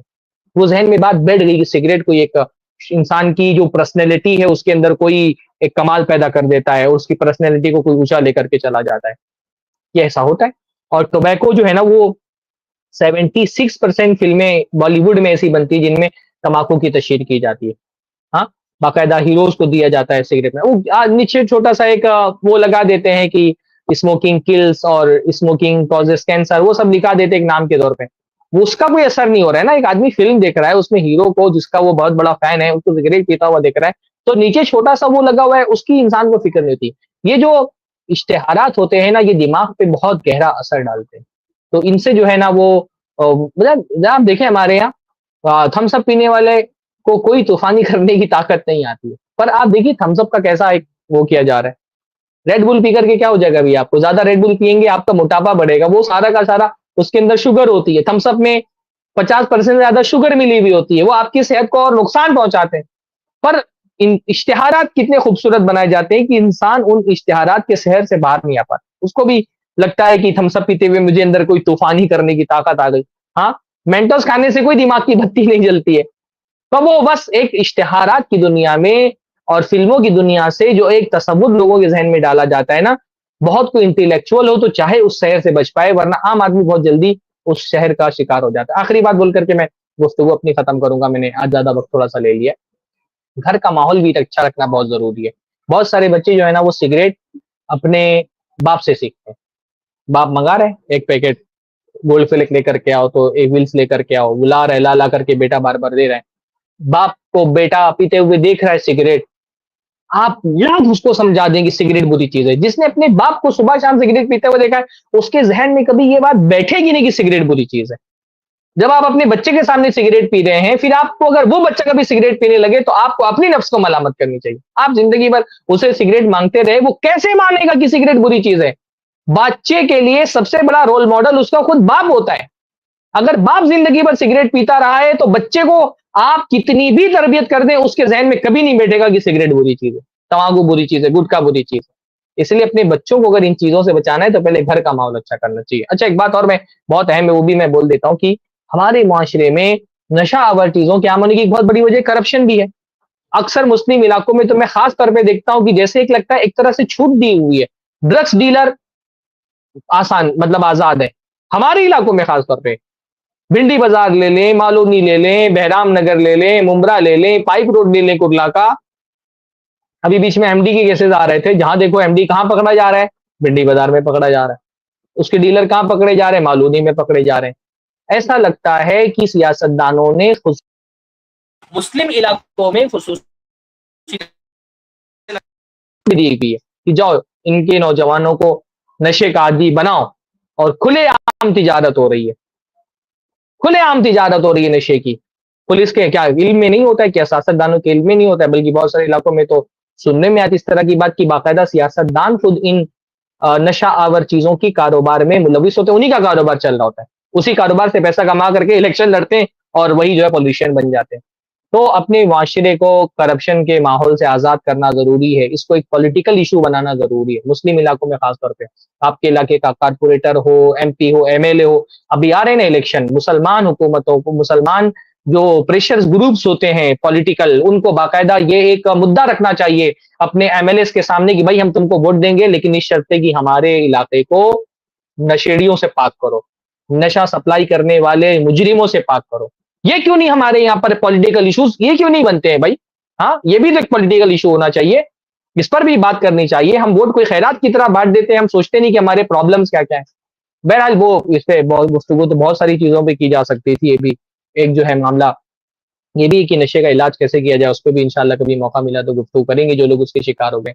میں نے ابھی فی الحال یہ بتایا کہ بھائی یہ حرام کیوں ہے اور اس کے نقصانات کیا ہیں، یہ چیزیں میں نے آپ لوگوں کے سامنے رکھی ہیں۔ اللہ تعالیٰ سے دعا ہے اللہ ان چیزوں سے ہمارے معاشرے کو پاک صاف کر دے۔ موضوع سے متعلق کوئی سوال ہو یا آپ کوئی تجربہ شیئر کرنا چاہتے ہیں، اپنا مشاہدہ شیئر کرنا چاہتے ہیں تو آپ کے لیے استقبال ہے۔ کمنٹ میں جو ہے وہ کمنٹ باکس میں لنک پن کر دیا گیا ہے، نیچے آپ جب کمنٹ باکس میں دیکھیں گے تو آپ کو اس پروگرام میں شامل ہونے کے لیے لنک مل جائے گا، اس لنک سے آپ پروگرام میں شامل ہوں اور اپنی گفتگو سے ہم کو بھی مستفید کریں، اور کوئی سوال ہو تو سوال بھی کر سکتے ہیں انشاءاللہ۔ بارک اللہ فیکم۔ السلام علیکم ورحمۃ اللہ وبرکاتہ۔ جی فیصل بھائی۔ وعلیکم السلام ورحمۃ اللہ وبرکاتہ۔ جس میرا ایک سوال تھا جی بولیے۔ جی حدیث کے ریلیٹڈ تھا، کیا میں پوچھ سکتا ہوں؟ نہیں یہ موضوع سے متعلق سوال کریے، آپ دوسرے جو فقہی سوالات ہیں اس کے لیے دکتور نسیم ہمارے بیٹھتے ہیں، آپ ان سے سوال کریے۔ یہ اچھا خاص پروگرام ہمارا ہے نوجوانوں سے متعلق، اور آج کا جو موضوع ہے وہ نشے کے بارے میں ہے، تو اس سے متعلق کوئی سوال ہو تو کر سکتے ہیں۔ تو جیسے آپ نے کہا کہ سگریٹ، تو کیا سگریٹ ڈائریکٹلی مطلب حرام ہے پینا؟ جی ہاں، جی جی، سگریٹ کے حرام ہونے کے اسباب بھی میں نے بتایا نا، کہ ایک تو اس کا نشہ آور ہونا ایک چیز ہے، اسی طرح سے وہ صحت کے لیے نقصان دہ ہے۔ تو اللہ تعالیٰ نے ہر اس چیز کو حرام کیا ہے جو ہماری صحت کو نقصان پہنچاتی ہے۔ اللہ تعالیٰ نے فرمایا وَلَا تُلْقُوا بِأَيْدِيكُمْ إِلَى التَّهْلُكَةِ، اپنے آپ کو ہلاکت میں مت ڈالو۔ اسی طرح اللہ نے فرمایا لَا ضَرَرَ وَلَا ضِرَارَ، نہ کسی کو نقصان پہنچانا ہے نہ نقصان اٹھانا ہے۔ تو اس وجہ سے بھی وہ حرام ہے کیونکہ وہ صحت کے لیے نقصان دہ ہے۔ اسی طرح سے اس وجہ سے بھی وہ حرام ہے کیونکہ وہ فضول خرچی ہے۔ تو یہ سارے اسباب ہیں سگریٹ کے حرام ہونے کے۔ جی اگر جیسے کسی بچے کو یا پھر کسی کو بھی اگر نشے کی مطلب لت پڑی ہو، جیسے سگریٹ کی اگر لت پڑی ہو، تو پھر اسے کیسے ہم چھٹا سکتے ہیں اس لت کو؟ دیکھیے کسی بھی نشے کی لت کو چھڑانے کے لیے نا سب سے پہلے ضروری ہے خود اعتمادی، سیلف کانفیڈنس۔ عام طور پہ کچھ لوگ نشہ اس لیے نہیں چھوڑ پاتے ہیں نا کیونکہ وہ خود سے ہار گئے ہوتے ہیں، وہ یہ سمجھتے ہیں کہ نہیں میں نہیں چھوڑ سکتا۔ تو جب تک آپ یہ سمجھتے رہیں گے کہ مجھ سے نہیں چھوٹنے والا، میں بہت عادی ہوں، تب تک آپ نہیں چھوڑ سکیں گے۔ جس دن آپ یہ سوچ لیں گے نا کہ نہیں میں چھوڑ دوں گا، میرے اندر یہ پاور ہے اس کو چھوڑنے کا، جب آپ سوچ لیں گے کہ میں چھوڑ سکتا ہوں تو آپ چھوڑ دیں گے۔ تو سب سے پہلے نا اپنے اندر کانفیڈنس پیدا کرنا ضروری ہے کہ آپ اپنے لیے طے کریں کہ بھائی دنیا کی کوئی چیز ایسی کون سی چیز ہے جو نہیں چھوڑی جا سکتی ہے، ہر چیز چھوڑی جا سکتی ہے۔ خاص طور پہ اگر اللہ تعالیٰ کا خوف ہے تو ہر چیز اللہ تعالیٰ کا خوف بڑی سے بڑی جو ہے نا لت کو چھڑوا سکتا ہے۔ صحابہ کرام بھی تو عرب کے زمانے میں، اللہ کے نبی صلی اللہ علیہ وسلم کے زمانے میں شراب نہ پانی سے زیادہ پی جاتی تھی، یعنی ان کے یہاں پینے کی چیز اصل شراب تھی، اتنا عادی تھے شراب کے، اتنا شراب جو ہے نا اتنی عام تھی اللہ کے نبی صلی اللہ علیہ وسلم کے زمانے میں کہ چند ایک صحابہ جو شراب نہیں پیتے تھے اور ایمان لانے سے پہلے ان کا باقاعدہ جو ہے نا وہ، یعنی شراب کی حرمت سے پہلے بھی جو شراب نہیں پیتے تھے باقاعدہ ان کا نام موجود ہے تاریخ میں، جیسے حضرت عثمان ہے، حضرت ابوبکر ہے، ان کے بارے میں نام محفوظ ہو گئے کہ یہ وہ لوگ ہیں جو حرمت نازل ہونے سے پہلے بھی شراب نہیں پیتے تھے۔ لیکن اللہ تعالیٰ کا خوف جب تھا تو ایک حکم آیا اللہ تعالیٰ کا کہ اب آخر میں کہا گیا کہ اب حرام ہے، اس سے بچو، تو نہ صرف شراب چھوڑ دی بلکہ اس کے برتن تک کے توڑ دیے اور مدینہ کی گلیوں میں شراب بہنے لگی۔ تو جب اللہ کا خوف ہوگا نا، یعنی ایک تو خود اعتمادی، دوسرا اللہ کا خوف، کہ اللہ تعالیٰ کا خوف دل کے اندر پیدا کریے کہ اللہ تعالیٰ جب اس کا عذاب دیکھا تو وہ عذاب کتنا سخت ہوگا۔ اسی طرح سے نماز کی پابندی کریے، روزہ رکھیے، روزہ جو ہے وہ انسان کو ہر نماز جو ہے وہ انسان کو منکر کاموں سے روکتی ہے، روزہ جو ہے وہ انسان کو شہوت کنٹرول کرنا سکھاتا ہے، قرآن کی تلاوت کیجیے اس سے دل پاک ہوتا ہے، اور یہ اس کو جہاد سمجھیے، ہجرت سمجھیے۔ اللہ کے نبی فرمایا المہاجر من ہاجر ما نہی اللہ عنہ، مہاجر وہ ہے جو اس چیز سے بچ جائے جس سے اللہ نے منع کیا۔ تو یہی اصلاً جہاد ہے۔ الجہاد من جاہد نفسا، المجاہد من جاہد نفسا، مجاہد وہ جو اپنی نفس سے جہاد کر لے، تو اس کو ایک جہاد اور ہجرت سمجھ کر کے جو ہے نا وہ اس سے بچنے کی کوشش کریں۔ اسی طرح سے اگر کوئی نشہ آور چیز ہے اور آپ فوری طور پر چھوڑ سکتے ہیں تو فوری طور پر چھوڑ دیں، اور اگر ایسا لگ رہا ہے کہ فوری طور پر نہیں چھوڑ سکتے ہیں تو پیتے رہنے سے تو بہتر ہے کہ کم کریں، آہستہ آہستہ کر کے چھوڑیں، ہاں تھوڑا تھوڑا کر کے چھوڑیں۔ بہت چین اسموکرز ہیں تو کم کریں، آہستہ آہستہ چھوڑیں۔ شیخ ابن عثیمین رحمہ اللہ کا اس بارے میں ایک فتویٰ موجود ہے کہ اگر کوئی حرام چیز آدمی فوری طور پر چھوڑنے پر اس کی نفس قادر نہیں ہے اور اس کے پاس آپشن ہی نہیں ہے فوری طور پر چھوڑنے کا، یا تو وہ تھوڑا کر کے چھوڑے گا یا تو نہیں چھوڑ پائے گا، تو بہتر ہے کہ وہ تھوڑا کر کے چھوڑ دے۔ اسی طرح سے یہ بھی جو ہے نا جو ایک بہت اچھی کتاب ہے پاور آف ہیبٹ، اس کو آپ پڑھیں گے تو آپ کو پتا چلے گا کہ کوئی ہیبٹ جو ہے نا وہ کیسے بنتی ہے اور کیسے ختم ہوتی ہے۔ تو اس کے جو آتھر ہے انہوں نے ایک بات کہی ہے کہ تقریباً 22 دن، غالباً انہوں نے کہا ہے کہ 22 دن جو ہے وہ کسی ہیبٹ کو بننے اور اس کو ختم کرنے میں لگتا ہے۔ تو ایک وقت اپنے لیے متعین کر دیں کہ ایک فلاں وقت میں جو ہے نا میں اتنا میرے پاس ٹائم ہے اور اتنے ٹائم کے اندر مجھے وہ چیز چھوڑ دینی ہے، تو وقت متعین کر دیں۔ اسی طرح سے کسی کو آگاہ، گھر والوں کو اور دوستوں کو آگاہ کر دیں کہ میں نے چھوڑ دیا، یعنی دوستوں کو بتا دیں کہ میں نے چھوڑ دیا، گھر والوں کو بتا دیں میں نے چھوڑ دیا، تو اس سے ایک حیا کا جذبہ پیدا ہو جاتا ہے کہ میں سب کو بول دیا ہوں، اب اگر میں پیوں گا تو لوگ بولیں گے تم نے تو چھوڑ دیا تھا۔ تو وہ حیا بھی جو ہے نا وہ انسان کو، اور لوگوں کے سامنے شرمندگی کا احساس، وہ بھی جو ہے نا انسان کو روکتی ہے غلط کام کرنے سے۔ ایسے ہی ساری چیزیں جو تماکو والی اشیاء ہیں وہ گھر کے اندر سے پھینک دیں، گھر والوں کو بول دیں کہ میں اگر مانگوں تو مجھے نہ دیا جائے۔ بہت سارے اس کے طریقے ہو سکتے ہیں، اور جو ماہرین ہیں ان سے بھی رجوع کریں، جو انسان کی سائیکولوجی کے جانتے ہیں اور نشہ چھڑوانے کے ماہرین ہیں، ان سے بھی رجوع کر کے چھوڑنا والے نے چھوڑا ہے۔ ایک اصولی بات ہے اور ایک حقیقت ہے کہ جن لوگوں نے یہ سوچا کہ مجھے چھوڑنا ہے وہ چھوڑ لے گئے، تو آپ بھی اگر سوچ لیں گے کہ آپ کو چھوڑنا ہے تو انشاءاللہ تعالیٰ آپ بھی چھوڑ لے جائیں گے۔ بارک اللہ جی فیکم۔ ویسے تو جی ویسے تو میں الحمدللہ کوئی نشہ کرتا نہیں ہوں، بس ایسے ہی آپ سے نہیں، پوچھ بس لیا۔ میں نے یہ بتایا کہ جو لوگ پی رہے ہیں ان کے بارے میں بتایا، آپ نہیں کرتے، بہت جی اچھی بات ہے، ماشاء اللہ۔ الحمدللہ اللہ کا خوف دل میں ہے۔ الحمدللہ، اللہ تعالیٰ آپ کو استقامت اور آئندہ بھی آپ کو ان نقصان دہ چیزوں سے بچنے کی توفیق نصیب جی فرمائے۔ پہلے تھا، لیکن جب سے دین کے بارے میں نالج ہوا الحمدللہ ابھی نشہ وسا نہیں کرتا۔ بہتر ہے، اللہ خوب برکت دے آپ کو، استقامت کی توفیق نصیب فرمائے۔ بارک اللہ جی فیکم۔ جزاک اللہ خیر۔ وإياكم، بارک اللہ فیکم۔ جی مقیم خان بھائی فرمائیے۔ السلام علیکم۔ وعلیکم السلام ورحمۃ اللہ وبرکاتہ. خیریت سے. جی اللہ کا فضل ہے الحمدللہ.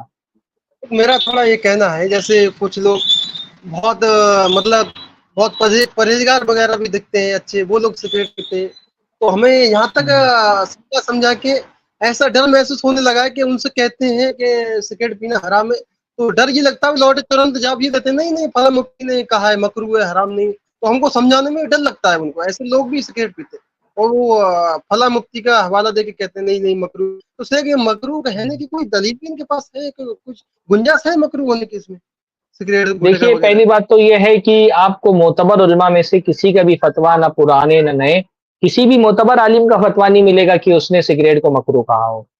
بعض ایک علماء جو اس کی حقیقت سے واقف نہیں تھے، کیونکہ سگریٹ کے بارے میں شروعات میں تحقیقات اس قسم کی نہیں ہوئی تھی کہ سگریٹ یا تمباکو جو ہے وہ صحت کے لیے کس قسم کے نقصان دہ ہے، تو اس وقت ہو سکتا ہے کہ بعض علماء نے اس کو مکروہ کہہ دیا ہو، کوئی آپ کو فتویٰ مل جائے. آج کے دور میں کوئی بھی معتبر عالم یا کوئی بھی معتبر فقہی اکیڈمی علماء کی جماعت اس کو مکروہ نہیں بولتی. تمام علماء کا، کم از کم سلفی علماء کو تو بالکل اتفاق ہے کہ یہ حرام ہے. کوئی اہل حدیث عالم آج کے دور میں الحمدللہ سگریٹ کو یا تمباکو کو حرام نہیں بولتا. حنفی علماء بھی تقریباً آج کے دور میں سب کے سب اس کو حرام ہی بولتے ہیں. میرے علم میں نہیں کہ کوئی معتبر ان کا فقیہ ہو جو اس کو مکروہ بولتا ہو. پہلی بات تو یہ ہے.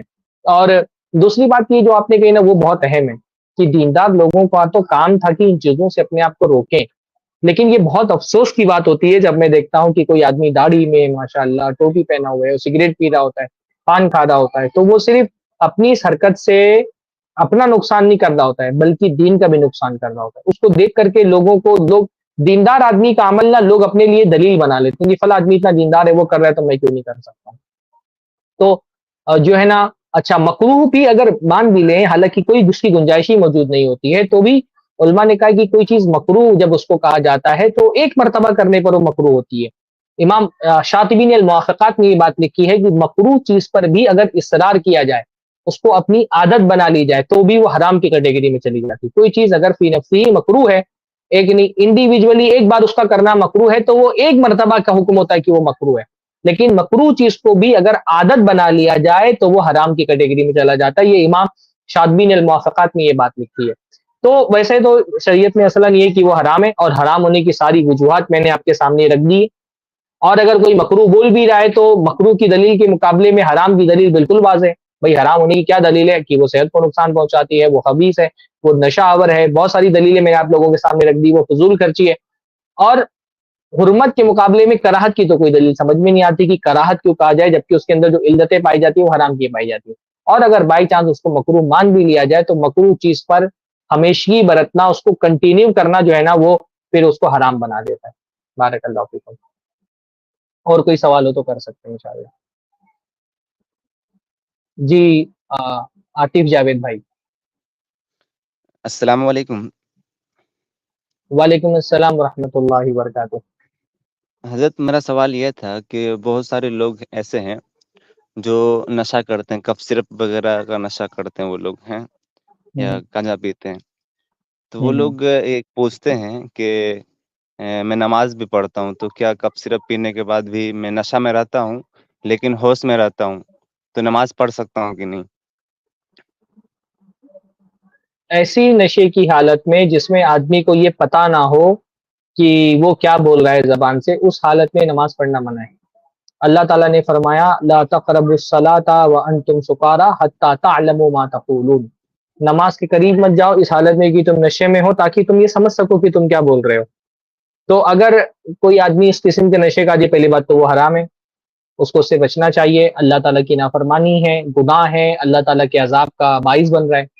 باقی نشے کی حالت میں نماز پڑھنے کا حکم یہی ہے کہ اگر کوئی نشے کی ایسی حالت میں جس سے ہوش و آواز قائم نہیں ہے اور اس کو پتہ نہیں ہے کہ وہ زبان سے کیا ادا کر رہا ہے، تو ایسی حالت میں اس کے نماز پڑھنا جائز نہیں پڑھنا چاہیے.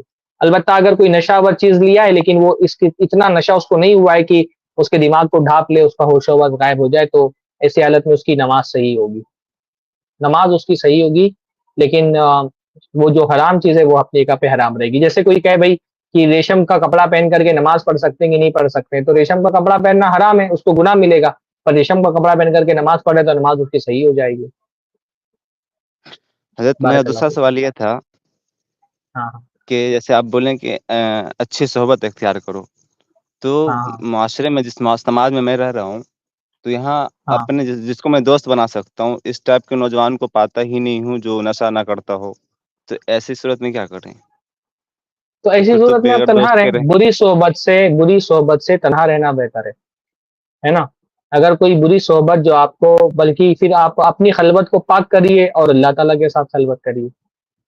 تو اگر آپ کو ایسی کوئی اچھی صحبت نہیں مل رہی ہے تو بری صحبت جو ہے نا اس سے تنہائی بہتر ہے. تنہا رہیے آپ، اپنے آپ کو دینی کاموں میں مشغول کریے، عبادت میں مشغول کریے اپنے آپ کو. حالانکہ ایسا تو بہت کم ہوگا کہ کوئی علاقہ ایسا ہو جہاں پر آپ کو بالکل کوئی دیندار آدمی نہ ملے. ہر جگہ ماشاء اللہ کچھ نہ کچھ دیندار لوگوں کا حلقہ ہوتا ہے، تعلقات ہوتے ہیں. خاص طور پہ مسجدوں میں تو ایک حلقہ ایسا ہوتا ہے نمازی اور پرہیزگار لوگوں کا. تو ایسا تو بہت مشکل ہوگا کہ کوئی علاقہ ایسا پایا جائے جہاں پہ سرے سے کوئی دیندار طبقہ موجود ہی نہ ہو. آپ تلاش کریں گے تو انشاءاللہ تعالیٰ ملے گا، اور جب تک نہیں مل رہا ہے تب تک کہ آپ تنہا رہیں. ایسے لوگوں کی صحبت، جن کی صحبت آپ کے دین کو نقصان پہنچا رہی ہے، آپ کے اخلاق کو نقصان پہنچا رہی ہے، آپ کو گناہوں کی طرف لے جا رہی ہے، ان لوگوں کی صحبت سے تنہائی بہتر ہے. آپ اللہ کے ساتھ خلوت اختیار کریے. جزاک اللہ خیر شکر۔ بارک اللہ فیکم، جزاکم اللہ خیر.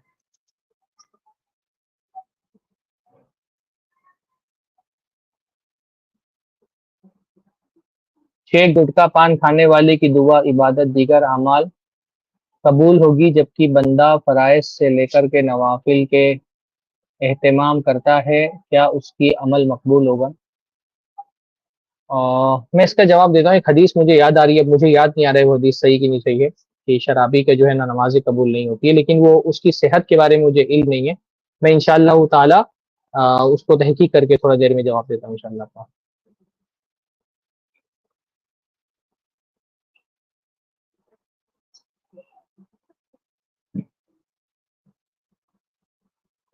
کیا ہے؟ معاشرے میں نظر دوڑانے کے بعد کوئی ایسا لڑکا نظر نہیں آتا کہ وہ نشہ نہ کرے تو اس سے دوستی کی جائے، اور نہیں آتا کہ وہ نشہ نہ کرتا ہوں. وہی بات میں نے بتائی کہ جو آدمی ایسے کسی دوست کو نہ پاتا ہو جس نے جو نشہ نہ کرتا ہو، تو اس کو چاہیے کہ وہ تنہا رہے. یعنی اس کا تنہا رہنا اس کے لیے بہتر ہے بنسبت کسی ایسے آدمی کے ساتھ رہنے سے جو اس کے دین کو نقصان پہنچاتا ہو. دیکھیے ایک حدیث جو میں نے بتایا نا کہ ابن ماجہ کی ایک روایت ہے، عبداللہ ابن عمر اس کے راوی ہیں. اللہ کے رسول نے فرمایا من شرب الخمر وسکر لم تقبل له صلاة 40 صباحا، کہ جس نے شراب پی اور اس سے وہ نشہ میں ہو گیا تو اس کی 40 دن تک کی نمازیں قبول نہیں ہوتی. وہ ان مات دخل النار، اور اگر وہ اسی حالت میں مر گیا ان دنوں میں تو وہ جہنم میں جائے گا. فإن تاب تاب اللہ علیہ، تو پھر اگر وہ توبہ کرے گا تو اللہ اس کی توبہ بھی قبول کرے گا. وإن عاد فشرب فسکر لم تقبل له صلاة 40 صباحا، تو 40 دن اس کی نمازیں قبول نہیں ہوتی. یہ صحیح روایت ہے. یہ روایت مجھے پتا تھی لیکن اس روایت کی صحت کا مجھے علم نہیں تھا. شیخ البانی رحمہ اللہ نے اس کو صحیح کیا ہے صحیح ابن ماجہ میں، اور یہ ابن ماجہ کی روایت ہے 3377 کی، کہ شراب پینے والے کی نمازیں صحیح نہیں ہوتی. تو صحیح نہیں، قبول نہیں ہوتی، اس کا یہ مطلب نہیں کہ وہ نماز نہیں پڑھے گا، وہ نماز پڑھے گا لیکن اس کو نماز کا اجر نہیں ملتا.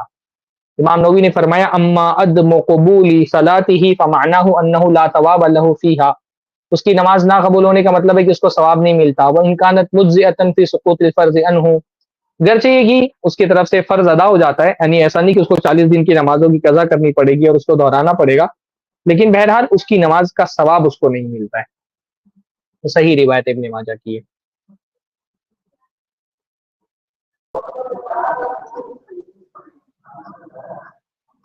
السلام علیکم ورحمۃ اللہ وبرکاتہ. وعلیکم السلام ورحمۃ اللہ وبرکاتہ. جی کاشف بھائی فرمائیں.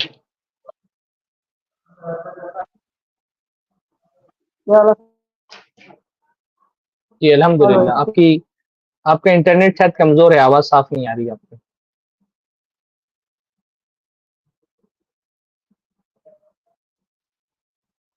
جی سلمان بھائی انمیوٹ کریں آپ اپنے آپ کو، آپ کا فون میوٹ ہے.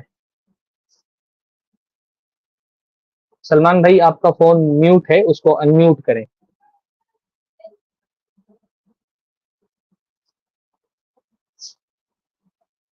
ایک سوال ہے شاداب رضا بھائی کا کہ الکوہل ایڈکٹ کو کیا الٹرنیٹیو دیا جا سکتا ہے جیسے naan alcoholic product. Naan alcoholic product کس قسم کے ہوتے ہیں؟ کیا ان میں بھی نشہ ہوتا ہے؟ اگر ان میں نشہ ہوتا ہے تو اس کا بھی حکم وہی ہوگا جو نشہ آور چیزوں کا ہوتا ہے.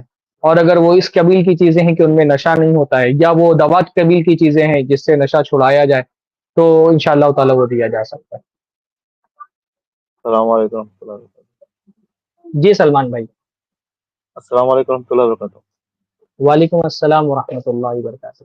خیریت سے شیخ؟ کیسے مزاج وغیرہ آپ کے سب جی ٹھیک ہے؟ جی اللہ کا فضل ہے، دعائیں آپ کے الحمدللہ.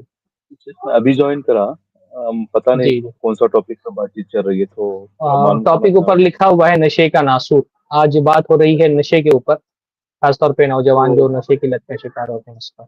جی میں وینسڈے کی اکثر آپ لوگ کی اسٹریم فالو کرتا ہوں شیخ، مگر موقع نہیں اچھا ملتا اچھا. بات کرنے کا آپ لوگ سے. ہاں تو اب تو یہ جو ٹاپک وینسڈے والے اسٹریم ہے اب یہ جمعہ کو ہونے لگی ہے. جمعہ کو ماشاء 9:30 اللہ بجے سے 10:30 بجے سے اسٹریم ہوتی ہے. 10:30 سے 11:30 میں خود گفتگو کرتا ہوں اور اس کے بعد سوال جو آپ کی نشست ہوتی ہے. ماشاء اللہ. اللہ آپ لوگ کو جزائے خیر دے، بہت اچھا کام کر رہے شیخ آپ لوگ. آپ لوگ کی جب سے الحمدللہ اسٹریم اللہ چل قبول رہی ہے نا کرے. میں کافی دیکھ رہا ہوں، جی پوری کمپلیٹ دیکھتا ہوں میں الحمدللہ. الحمدللہ آفس میں اللہ قبول کر آپ دے. کی دیکھتے رہتا ہوں میں الحمدللہ. اللہ جزائے خیر دے آپ لوگ کو، زاہد بیگو، ثناء ولی شیخ ثناء آمین ولی یا رب صاحب کو، العالمین. اور اللہ آپ کو حفظ و امان میں رکھے سب لوگوں کو.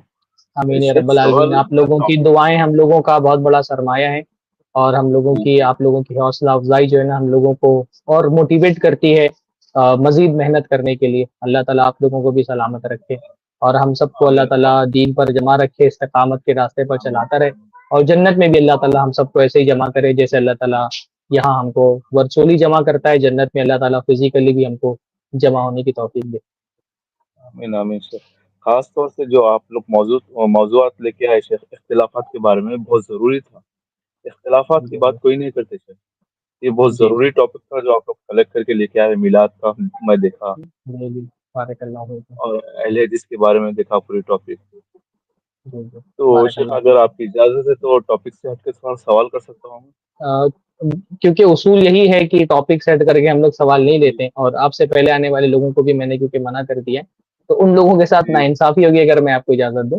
آپ انشاءاللہ اس اسٹریم میں آئیے جو ہماری بدھ کے دن موقع اسٹریم ہو نہیں رہی ملتا ہے. شیخ، میں آفس سے آئے تک دیر ہو جاتی ہے، اس میں موقع نہیں ملتا کیونکہ رش بہت رہتا اس ٹائم پہ. اچھا اچھا تو آپ ایسا کریں کہ آپ اس کو کمنٹ میں ڈال دیں سوال.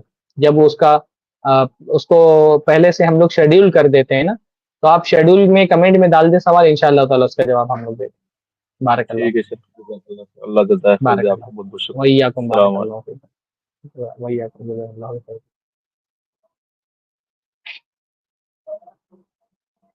ٹھیک ہے تو آج کی اچھا محمد کاشف خان صاحب. جی کاشف بھائی السلام علیکم ورحمۃ اللہ وبرکاتہ.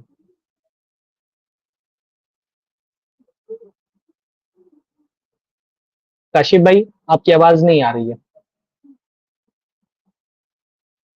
ٹھیک ہے تو آج کی اسٹریم انشاءاللہ تعالی یہیں پر ہم ختم کرتے ہیں. تو آج ہم نے نشے کے موضوع پر گفتگو کی کیونکہ نوجوانوں کے جو مسائل اس وقت بہت سنگین ہیں ان میں سے ایک بہت بڑا مسئلہ نشے کا بھی مسئلہ ہے. صورتحال جس قسم کی بنی ہوئی ہے کہ مسلم علاقے چاہے وہ شہر کے ہوں یا دیہات کے ہوں بڑی تعداد میں مسلمان نوجوان نشے کی لت کا شکار ہو رہے ہیں. کچھ گفتگو میں نے آپ لوگوں کے سامنے رکھی ہے اور اس گفتگو کو عام کریے. جو آپ کو لنک ملا ہے اس لنک پر ہی یہ ویڈیو جو ہمارا آج گفتگو کا ہے موجود رہے گا تو اس لنک کو اور بھی زیادہ لوگوں میں شیئر کریے. اور یہ ہمارا پروگرام الحمدللہ ہر جمعہ کی شام کو 9:30 بجے ہوتا ہے. پہلے سے گروپ میں لنک آ جاتی ہے، میں بھی اپنے گروپس میں یہ لنک شیئر کر دیتا ہوں. تو بہتر ہے کہ آپ خاص طور پہ اپنے خاندان کے، اپنے علاقے کے، محلے کے نوجوانوں کو اس خصوصی پروگرام سے جوڑنے کی کوشش کریے جو پروگرام خاص طور پہ نوجوانوں کے مسائل پر گفتگو کرنے کے لیے ترتیب دیا گیا ہے. اللہ ہم سب کو اپنے دین کی دعوت دینے کی توفیق نصیب فرمائے، ہم سب کو اپنے کردار کی اصلاح کرنے کی توفیق نصیب فرمائے. اقول قولی ھذا واستغفر اللہ لی ولکم ولسائر المسلمین واستغفروہ انہ الغفور الرحیم وآخر دعوانا ان الحمد للہ رب العالمین والسلام علیکم ورحمۃ اللہ وبرکاتہ. سبحان اللہ بحمدہ سبحانک اللہم وبحمدک اشہد ان لا الہ الا انت استغفرک واتوب الیک.